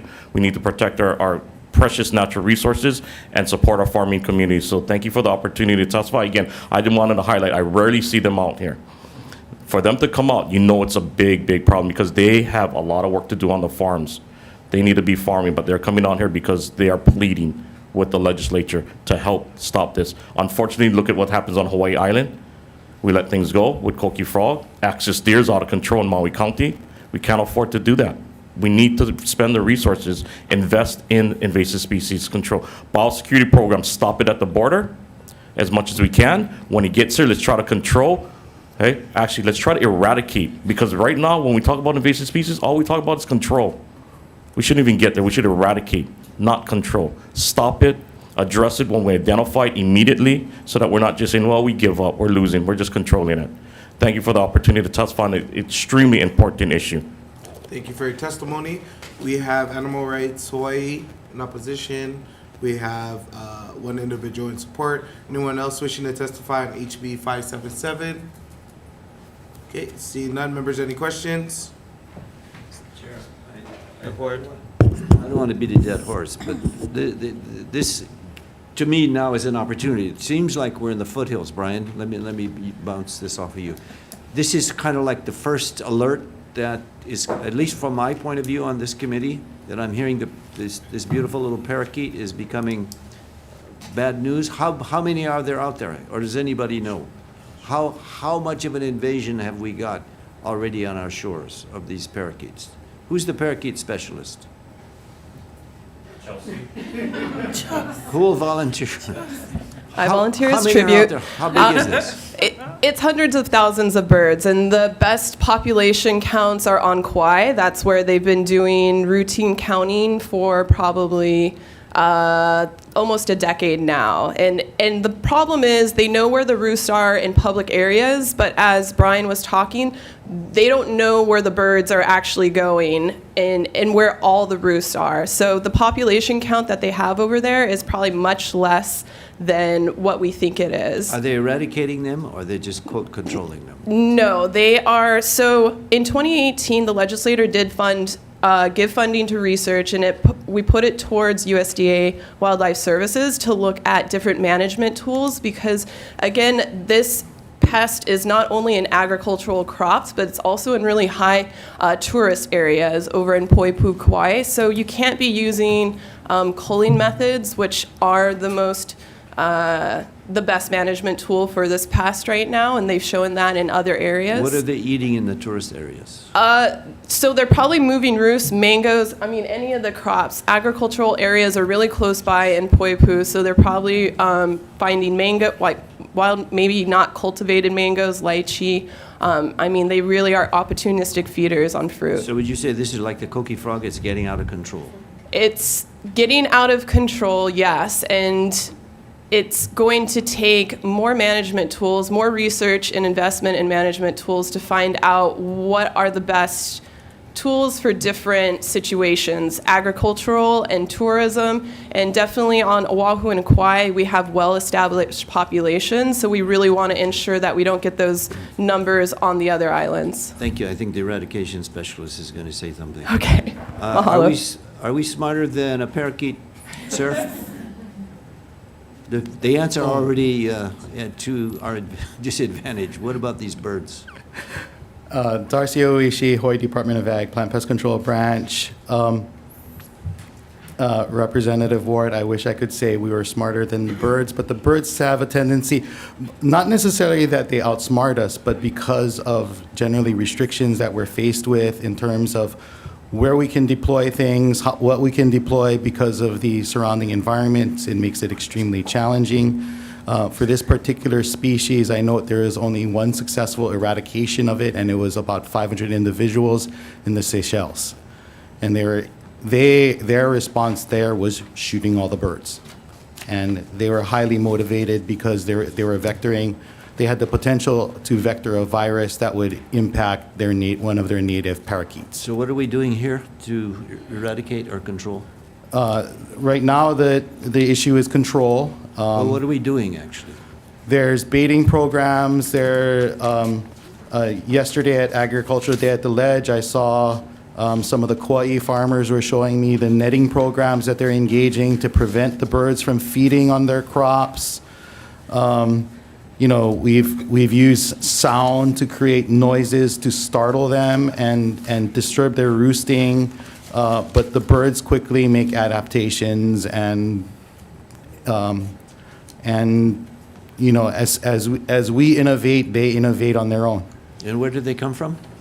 This particular species is from Southeast Asia, but there are a number of invasive parrots and parakeets that are impacting agriculture and our environment in various ways. Wow, okay, many battlefronts. Thank you very much for that information. Thank you. Chair? Thank you. Thank you. All right, with any further questions, comments, concerns, seeing none, we have HB 220 related to the spaying and neutering of animals. Members, the chair is going to take the agenda out of order. We're going to move this to the end of the agenda based on time as well as the amount of testimony that we received on this measure. We will move on to HB 972 and come back to HB 220 at the end of the agenda. So going to HB 972, DOA. Chair, Vice Chair, members of the committee, this is an administrative bill for the department, and we stand up with strong support and standing on our testimony. Thank you. Hawaii Farm Bureau. Thank you, Chair. The Hawaii Farm Bureau will stand on its written testimony and support. Okay. Do we have any late testimony?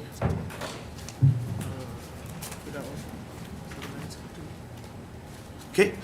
Anyone else wishing to testify on HB 972? Okay, members, any questions, comments, concerns? Seeing none, we're gonna move on to HB 215.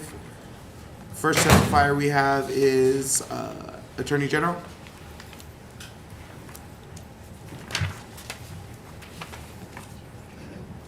Good morning, Chair Gates, Vice Chair Kahaloa, and members of the committee. Deputy Attorney General Jennifer Waihe'e Polk, on behalf of the Department of the Attorney General, we have submitted written testimony regarding our concern that the bill does not identify an agency responsible for enforcement of the prohibition. So we also included recommended language if the committee decides to delegate enforcement to the Department of Land and Natural Resources, which currently enforces an existing law prohibiting the sale of any part or product of certain wildlife animals. And I'm here and available for any questions. Thank you. Thank you. Next testifier we have is Island Humane Society. Island Humane Society. Okay, in support, we have Collective Fashion Justice. In support, we have Hawaii Humane Society. Hawaii Humane Society. Chair Gates, Vice Chair Kahaloa, Stephanie Kendrick from the Hawaii Humane Society. We'll stand on our testimony and support. Thank you. Okay, we will move to the Humane Society of the United States. In support, we have about additional 20 organization and individuals in support, with one with comments. Anyone else wishing to testify on HB 215? Okay, please state your name for the record. Susan Rhee, Hawaii State Director for the Humane Society of the United States. On behalf of my organization and our Hawaii supporters, I ask you to please vote in favor of HB 215. Okay. Each year, more than 100 million animals are killed solely, turned into fur coats, keychains, pom-poms. Majority of these animals are held in captive by the thousands on fur factory farms, and they suffer gruesome killing. Hawaii has a chance to take affirmative stand against the cruel practices and environmental harm inherent of the fur industry. The statewide legislation to end the sale of new fur products is essential for us to do our part to end animal abuse and suffering. Thank you for your consideration. Thank you for your testimony. Okay, anyone else wishing to testify on HB 215? Okay, we have about, as I mentioned, the 20 plus individuals in support and one with comments. Anyone else? Seeing none. Okay, members, any questions, comments, concerns? Seeing none. We're gonna move on to our next measure, HB 204, relating to measurement standards. First testifier we have is the Department of Ag.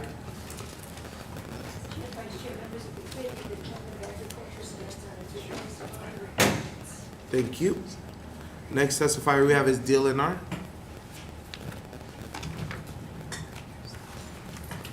Morning, Chair Gates, Vice Chair Kahaloa, and committee members, David Sakota for DLNR.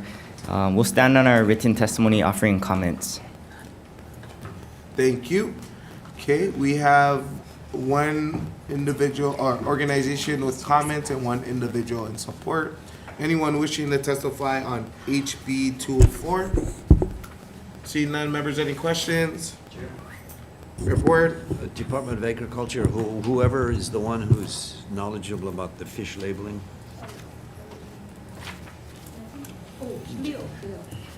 Do we have to have right now any fish identified as to where it came from? Or is this Yes, something new? in fact, the testimony was that this might be duplicating the work of the USDA cool labeling laws, the country of origin labeling, but I can bring up Leo to elaborate on that. He's the Leo Baldo, Administrator of the Quality Assurance Division. So is it redundant, sir?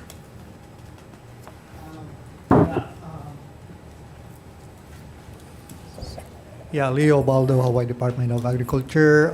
Yeah, to clarify your question, Ward, yeah, we have a program already with the USDA. We have a cooperative agreement, and we're already doing this function.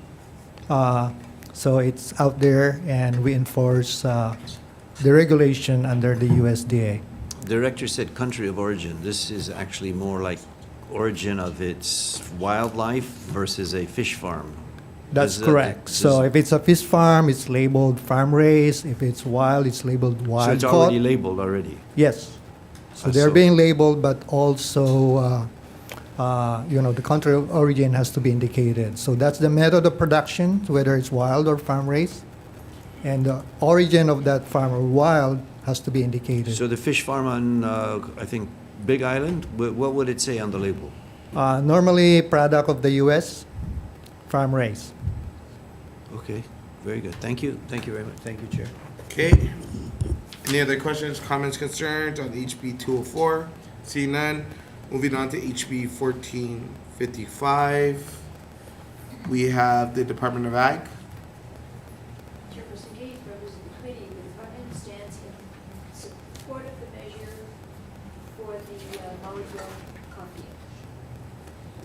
Okay, thank you. Moving on to our next testifier, we have Hawaii Farm Bureau.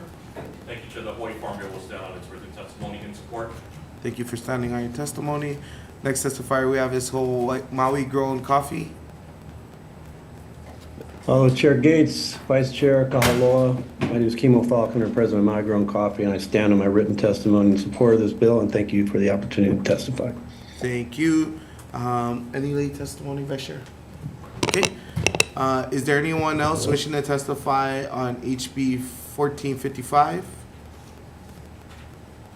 Okay, seeing none, we do have a testimony from Department of Budget and Finance with comments. Any questions, comments, concerns, members? Chair, very quick. Rep. Ward. How long has Maui Grown Coffee been in business, please? Since 2003. I heard 3003. 2003. 2003, okay, good. 2003. Thank you. That's All it. right. Thank you, Chair. Thank you. Go ahead, Rep. Cochran. Thank you, Chair. And I know we're on a time crunch, and aloha, Mr. Faulkner, for being here. So I have a lot of questions, Chair, so I know we're in a time crunch. So I would prefer to defer actually for further discussion. But since you're here, Mr. Faulkner, real briefly and quickly, I researched the background status on this. So there was last year I guess it got vetoed, the original SPURB to the same exact ask, and it was due to technicalities, as you stated.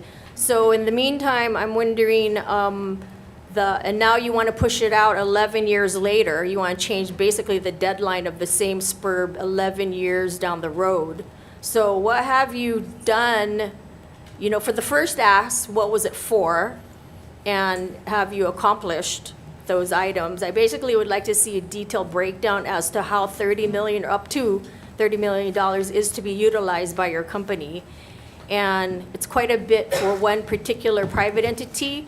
I'm wondering if this is to assist other farmers, as a whole in Maui County.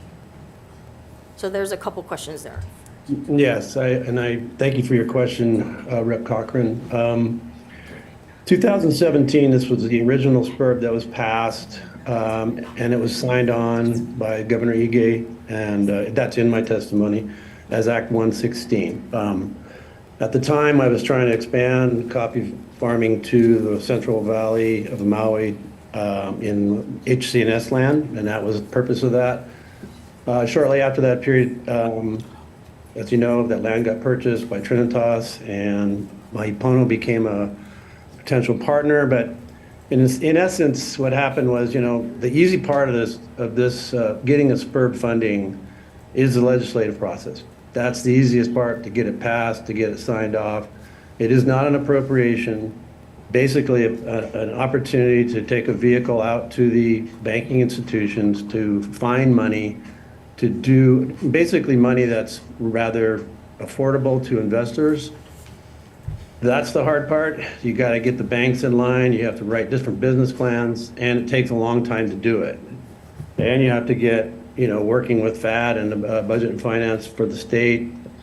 We were well along our way, 2 years into it when COVID hit, and basically everybody, as you know, disappeared. And our vendors are mostly out of Brazil and Costa Rica. Those are the people that build milling equipment. So this bill where we are today has changed from a expansion of the farm to a creation of a milling facility that will include benefits to other coffee growers, including Mahipono, myself, and growers up country, that we can further the expansion of coffee, which is a very friendly crop in terms of water usage, chemical. It does not require a lot of chemical usage. It's a very opportunistic market for coffee, because we've got a very good track record of our quality. And anyway, so we're just trying to take it to the next step, and now it's more of a brick and mortar thing, which makes it easier to sell. It does take a lot of money to build a new mill, which is one of the reasons why most people don't expand their coffee operation. They need a place to do it. And we have more than 100 growers up country who would love to, get larger, become larger. And if they had an opportunity to mill coffee, they would do so. So I don't know if that answers all your questions. Last year, what we did was we tried to extend it 3 years, and then we got it all the way through, only to find out that per statute, you're not allowed to extend it past 5 years. So it got killed right there on the spot. So here I am back again, trying to jumpstart the original bill that we started. Of course, yes, it has changed somewhat. We also know that, there's going to be, because we're a farming operation, and, finding farm laborers is very difficult. And there's probably going to be some kind of in our business plan, a situation where we have to make an opportunity for workers in terms of housing and things like that. So that's a short version of a very long answer that I have, but I hope that satisfies at this point. And a follow-up, Chair. And how can you guarantee this isn't going to lapse again after going through this processes and, reaching Well, the I desk couldn't and guarantee reaching- that COVID was going to happen, and I can't guarantee that, there's a lot of things. I didn't realize that A&B was going to sell the land. At this point, I look at the huge opportunity in terms of, I've been a farmer now I've been growing coffee since 1987. And I just look at the opportunity. I know that Hawaii coffee has a great future, and we've had a few speed bumps with the coffee berry borer and leaf rust and whatnot, but it's left, in terms of what we can do in the state, there's a giant opportunity, and we should not lose that opportunity just because, we have an opportunity to build something that can help other people. Thanks, Mr. Faulkner, for being there. Thank you, Chair, for this opportunity. Thank you for your questions. Okay, with that being said, no other questions, comments, concerns, we're gonna move on to second to the last bill, HB 1512. First testifier we have is Hawaiian Humane Society.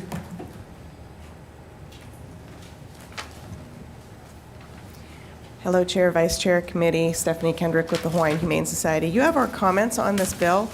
I'm not sure what the origins of the bill were or what the specific problem it is that we're trying to solve here. We support the intent of the bill. We absolutely want people to be able to help animals in emergency situations. Our community steps up to do that regularly, and we're grateful for it. We're just concerned that there may be some unintended consequences with this language, and we ask the committee to consider that. Mahalo. Thank you. Any other testifiers on HB 512? Seeing none, members, any questions, comments, concerns? Seeing none, we're going to move on to HB 220, our last bill on our agenda relating to the spaying and neutering of animals. First testifier we have is Department of Budget and Finance.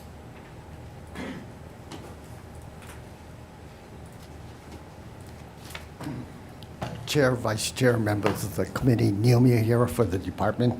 The department opposes this bill basically because we do not believe we are the appropriate department to oversee this program. For one thing, we have no expertise in this subject area. For second, we don't have any expertise or experience in doing grants or purchase of service things. That's not our bag. And the third thing is, staffing-wise, we do not have the bandwidth to support this type of operation. We detail in our testimony, we outline in our testimony the number of things that have to be done to support this type of program. And we think, and we highly recommend that the committee consider just appropriating the money to the counties and having them disperse the money appropriately. Okay, thank you. Next testifier we have is Department of Taxation.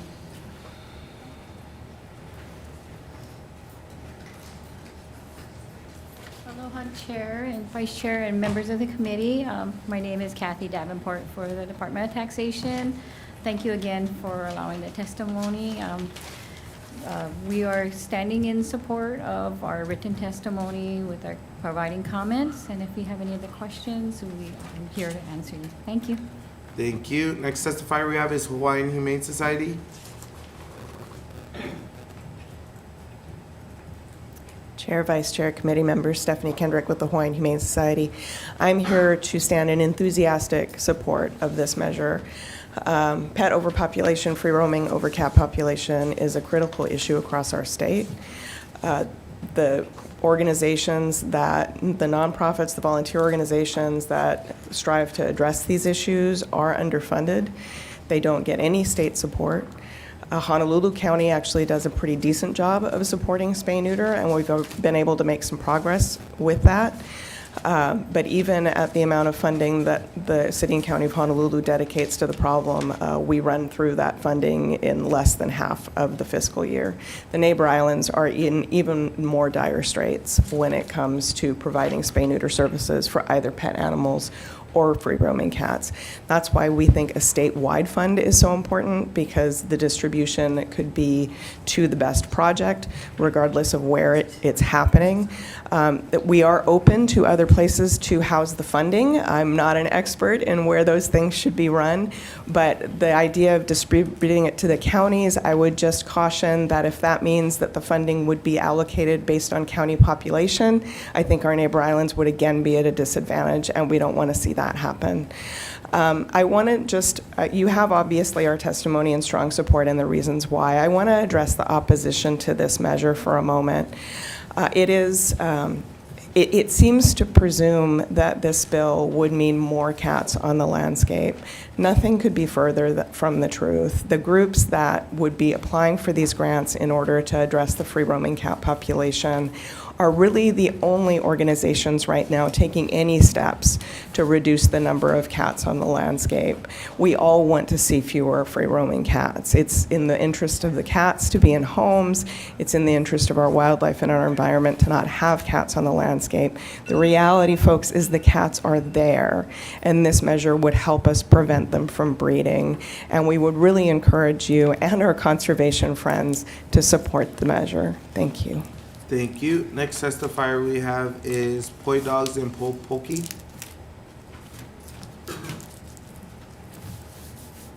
Morning, Chair, members of the committee, and thank you, Steph, for your testimony, because it's really a good segue. A couple of things, because I had offered some amendments, and it goes to what Stephanie said, which is the neighbor islands are in dire need. dire. I mean, Oahu, we've got probably 15 to 20 nonprofits, animal welfare groups, and we all go out and we do rescue and we do TNR, and we have access to resources here on the island. But like Steph said, the city monies get depleted. $300,000 gone. But Kauai, Maui, and Big Island especially, hurting so much. It'd be great if we could put into this, because it's going to go to an advisory council, but if you could put in the bill some eligibility criteria. Number one, neighbor islands should get first shot. Number two, it really is the small nonprofits. These are the guys at the feet on the ground. We're out there doing the trapping, taking them to the clinics, getting them sterilized, taking care of these animals. So really, entities that have less than $500,000 in revenue or receipts, those are the small organizations. It's almost every organization, but Neighbor Island and then a small, just a little cap. That would at least allow these dollars to go farther. Let me give you a number. Kauai, I don't know if anybody hears from Kauai. One of the groups on Kauai did TNR, only 1,100 cats last year. 1,100. It cost them $76,000 to do 1,100 cats. Cat Friends here on Oahu sterilized 2,700 cats.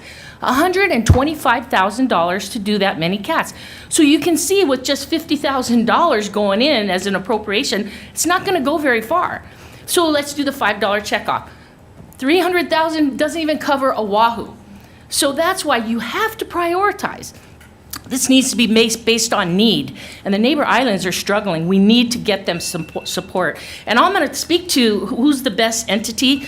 BNF's going to love this. DLIR, they'll shoot me, but they are the best entity. They have, it's called the Office of Community Services, and guess what? They administer grants and aids. I have one. They know what to do. I have to give them copies of invoices to the spay and neuter. I have to show canceled checks that's what I paid the bill on. They know how to do this, and they are the better entity because they are experienced at administering grants and aid for this purpose. So don't tell them I said that, but they might know already. So thank you. Thank you for your testimony. We have Hawaiian Humane Society on Zoom. Is that correct? I was supposed to be on Zoom, Chair, but I can't. Okay. All right, and then we have American Bird Conservancy. Aloha and good morning, Chair, Vice Chair, members of the committee. My name is Grant Sizemore, and I'm speaking today on behalf of American Bird Conservancy in strong opposition to House Bill 220, which would purposely keep feral cats roaming the environment. Supporting trap, neuter, release, or TNR programs with taxpayer dollars will perpetuate the harms caused by these cats. It's also in direct conflict with Hawaii Invasive Species Council Resolution 19-2 and is opposed by a majority of Hawaii's residents. A UH Manoa study found that 87% of Hawaii residents want feral cats off the landscape, and 78% of them prefer their permanent removal, not TNR. Whether sterilized or not, feral cats still kill Hawaii's native birds. They still contaminate Hawaii's lands, including commercial produce, and waters with a parasite that causes toxoplasmosis in people, livestock, birds, and marine mammals, and still cause nuisances. Who among you wants a feral cat colony in your backyard? And I just want to add that, today we've had some good discussion about a variety of invasive species. Feral cats are also an invasive species. They might be furrier or cuter than coconut rhinoceros beetle, but they are still invasive and absolutely devastate Hawaii's natural resources. Please see my written testimony for suggested amendment language, including a recommendation to keep these cats in enclosed spaces, which would protect cats, wildlife, and communities. As currently written, however, I ask that you please oppose House Bill 220. Mahalo. Thank you. We have a Calais storm crow. Via Zoom. No. Okay. Anyone else wishing to testify on HB 220? Okay. Seeing none. I'm on Zoom. Oh. Hello. Okay. Go ahead. Please testify. Yes, hi. My name is Holly Holowak, and I'm the founder and president of Popoki Place, a Oahu Cat Sanctuary. I stand on my written testimony and support, and I want to add that the bill is not about the value of TNR. It's about the funding and how it will be funded. This bill will make it possible for the average people to help the problem by getting more cats TNR'd. I used to run a sanctuary or a property that had cats on it, and there was a point where I could not afford to get it done because they were charging too much. So now this would make it possible for me to be part of the solution, which I am. I am trying to get land to build my cat sanctuary, which will be a large-scale sanctuary to help take the cats from the birds, the beaches, the parks, the forests where the birds are, and help solve the problem. We need to mitigate the problem, not eradicate. I believe that you can protect the birds, protect the monk seals, and protect the cats. We need to save them all, and we can do it together, and this bill will help that. And I'm here if you have any questions. Thank you so much for your time. Thank Aloha. you. Anyone else wishing to testify on HB 220? See none. Questions, comments, concerns, members? Rep. Ward, make it quick. The Humane Society, very quickly. The demography of the feline population. What is it? What is it now? What was it 5 years ago? I know it's not the ants and the other rhinoceros, but are we still losing, or what's the population? Going up, down, even? Right. We don't know is the short answer to the question. Hawaiian Humane Society has conducted a census. We're still waiting for it to come back from analysis. We worked with the DC cat count in Washington, D.C., so it's with those scientists now. So we hope to have a population estimate for the first time. Maui is engaged in that right now with the same group of scientists. So the short answer is we don't have a baseline, but we are trying to get one because we think that that's important.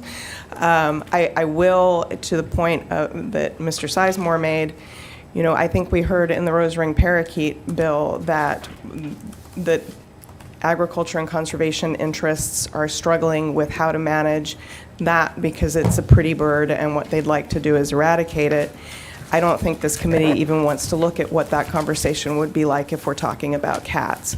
We all need to come together on this issue and work together on the most effective ways to manage this population humanely, and this bill is a great step in that direction. Keep us posted on the numbers, please. Thank Will you. do, sir. Thank Chair. you. Okay, members, we're going to recess for decision-making. Recess.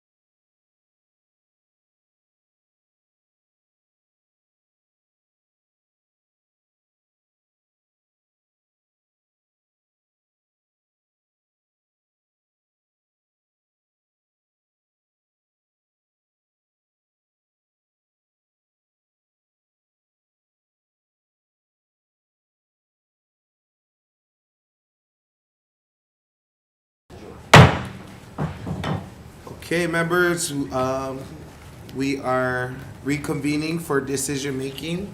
The time is 11:52. Need to be at session by noon. We are taking up our 10 a.m. agenda decision making, and we're going to start off with HB 310. Chair's recommendation is going to move this out as an HD1, just defecting the date to June 30th, 2000. Any comments, questions, concerns? Seeing none, Vice Chair for the vote. Voting on HB 310, Chair recommends to pass with amendments. Chair and Vice Chair vote aye. Representative Cochran. Aye. Representative Lowen. Aye. Representative Peruso. Aye. Representative Woodson. Aye. Representative Ward. Aye. Chair, your recommendation is adopted. Okay, members, moving on to HB 312. Chair's recommendation is to move this out as a HD1, defecting the date, June 30th, 3000. Comments, questions, concerns? Rep. Ward? Chair, I think 6 is small, and why we have to keep it at 6, to me, is not logical. Pesticides is more serious than taking people off. Maybe there's some insight, learning curve that the pineapple and the sugar people bring with them, and to say we have to take them off to add to diversified ag, to me, is not facing the problem with the seriousness that it needs to be faced with. I guess that's a committee report suggestion or just a comment on someone who disagrees with the bill. Thank you. Thank you. I believe there is more than actually 6 folks that's on what that they- committee. According to the bill, we have a representative from the Department of Health, Land Natural Resources, University of Hawaii, a coffee industry person, diverse agriculture industry person, Hawaii Farm Bureau Federation, pesticide industry, someone from structural pest control industry, an environmental organization, a citizens group, and a landscape. That's 10, actually. But one of the testifiers told me it was 6 in my Just thing. clarifying. Okay. Just clarifying. Yeah. Okay. That's reasonable. Thank you for your comments. Question. We're gonna go ahead and take the vote.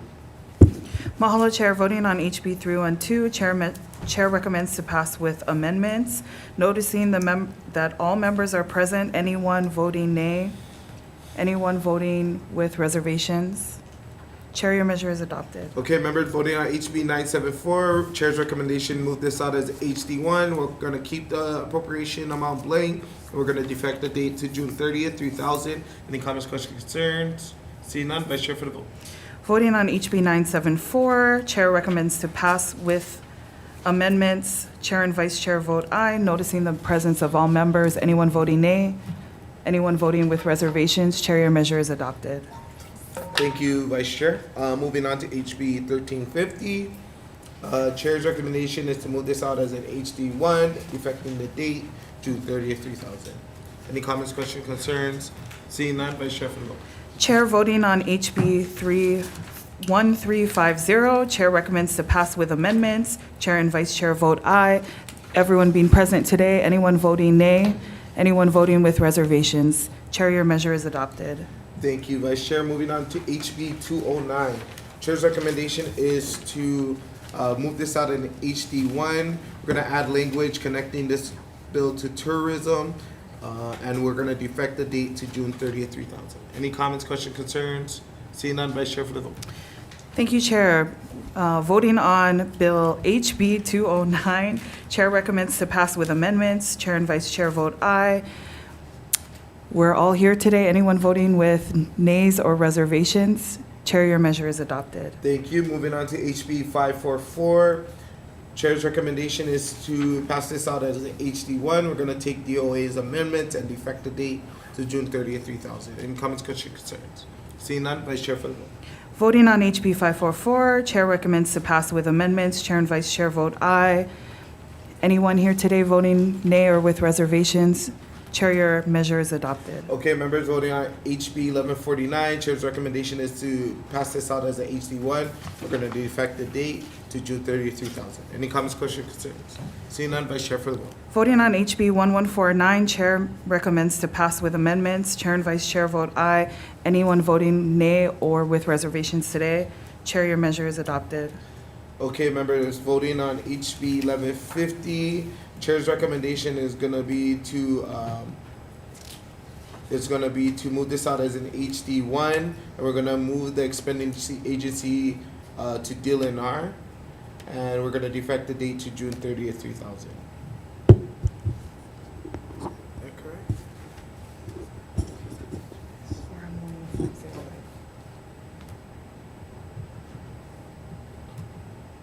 Yes.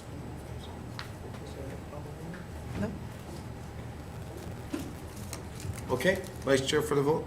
Chair, well, you didn't ask for comments, Chair. Oh, comments, questions, concerns. Sorry. Yeah, on both of these, Chair, I would like to see something in the committee report that mentioned that some of the testifiers said, for one, it would be 5 to 10 million to eradicate, and the other one, 7 to 12 million.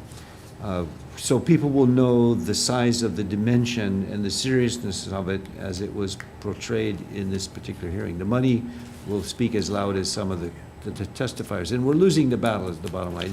In fact, it was very disappointing to be at this hearing, to hear all of these testifiers saying, you know, we're doing what we're doing, but we're not doing it, and we're losing the war. This is very serious stuff. We want to promote agriculture, we want them farmers to make money, and in fact, we can't close the back door for keeping the ones that are stealing, in effect, the farmers' fruits and the value of what they're doing. So anyways, I just think those dollar amounts need to be put frontal, and people realize how serious this is, and it's not going to be cheap. That's the bottom line. Thank you. Okay, Vice Chair for the vote.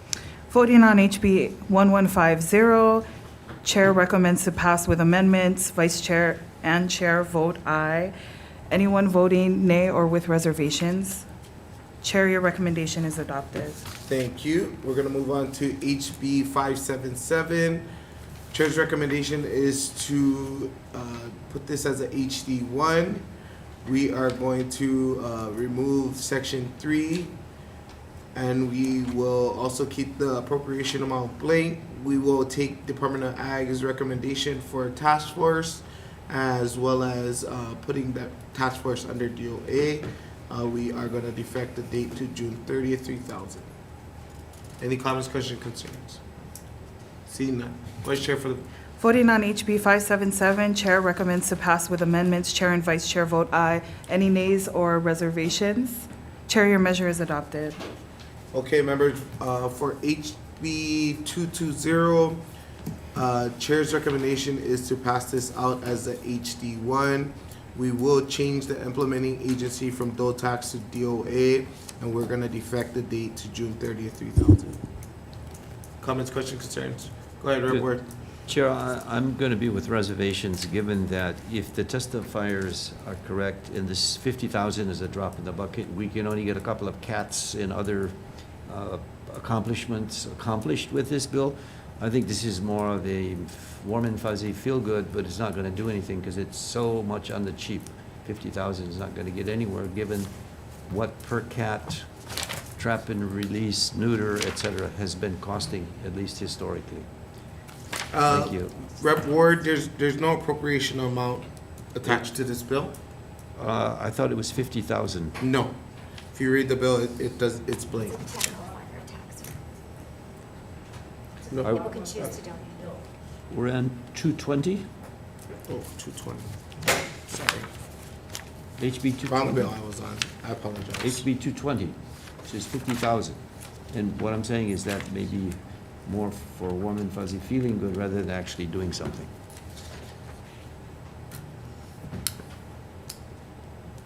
Oh, I see. Okay. So who stands corrected? No. Do I? No. It's 50,000 in there. I see. Okay. I And to me, apologize. I was that's, on the wrong bill. I was on 577. yeah, that's a bit too small is my point. Okay. Well, we will put in the committee report. We'll put in the committee report for the next committee to look at increasing the fund due to the need in the community. Thank you. Yeah. Okay. Chair Gates. Oh, go ahead. I think anything that moves us in the right direction is a good thing. So, but I also understand that there is a bigger problem with feral cats, especially in my community, that we need to do more to address. And it's not an easy issue. We know it comes back year after year. I'm still going to vote up on this bill because I think it moves us in the right direction, but I did get a lot of people contacting me, asking me to oppose it, and the reason was that it doesn't do enough. So, thank you. Okay, thank you. Yes, we're gonna move this over to the next committee for further discussion and more work I know that this is a priority for the author, and so we're going to make sure that we're able to continue the conversation. So I appreciate the input for both you, Rep. Lowen and Rep. Ward, on this matter, and I will make sure that we share that with the author as well as the next committee. So with that being said, HB 220 up for the vote, Vice Chair. Voting on HB 220, Chair recommends to pass with amendments. Chair and Vice Chair vote aye. Are there any nays or reservations? Reservation from Representative Ward. Any others? Chair, your recommendation is adopted. Okay, members, moving on to HB 972. Chair's recommendation is going to move this out as an HD1. We're going to defect the date to June 30th, 3000. Any comments, questions, concerns, members? Seeing none, Vice Chair for the vote. Voting on HB 972, Chair recommends to pass with amendments. Chair and Vice Chair vote aye. Any with any nays or reservations? Chair, your recommendation is adopted. Okay, members, moving on to HB 215. Chair's recommendation is we defer this measure based on AG's concern regarding issues of implementation. After also speaking with the author of this measure, they feel they need to do a little bit more work to address some of the concerns brought up in testimony. So with that being said, we're going to defer this measure. Any comments, questions, concerns? Good decision. Okay, thank you for your input. Next bill, we're going to move on to HB 204. Relating to measurement standards. I also was able to speak to the author of this measure, as well as the concerns brought up by DOA, that we defer this measure for now. Moving on to any comments, questions, concerns on that? Another good decision. Thank you. Next bill we have is HB 1455. I think due to some technical issues that need to be still figured out and settled, Chair's recommendation is we defer this decision-making till Monday, 2 p.m., as we allow the author as well as the representative from Maui to work on this measure. Any comments, questions, concerns? Seeing none. Last bill, HB 1512. Chair's recommendation is going to move this out as an HD1, defecting the date to June 30th, 3000. Any comments, questions, concerns? Seeing none, Vice Chair for the vote. Voting on HB 1512, Chair recommends to pass with amendments. Chair and Vice Chair vote aye. Any nays or reservations? Chair, your measure is adopted. Thank you, members. Meeting adjourned.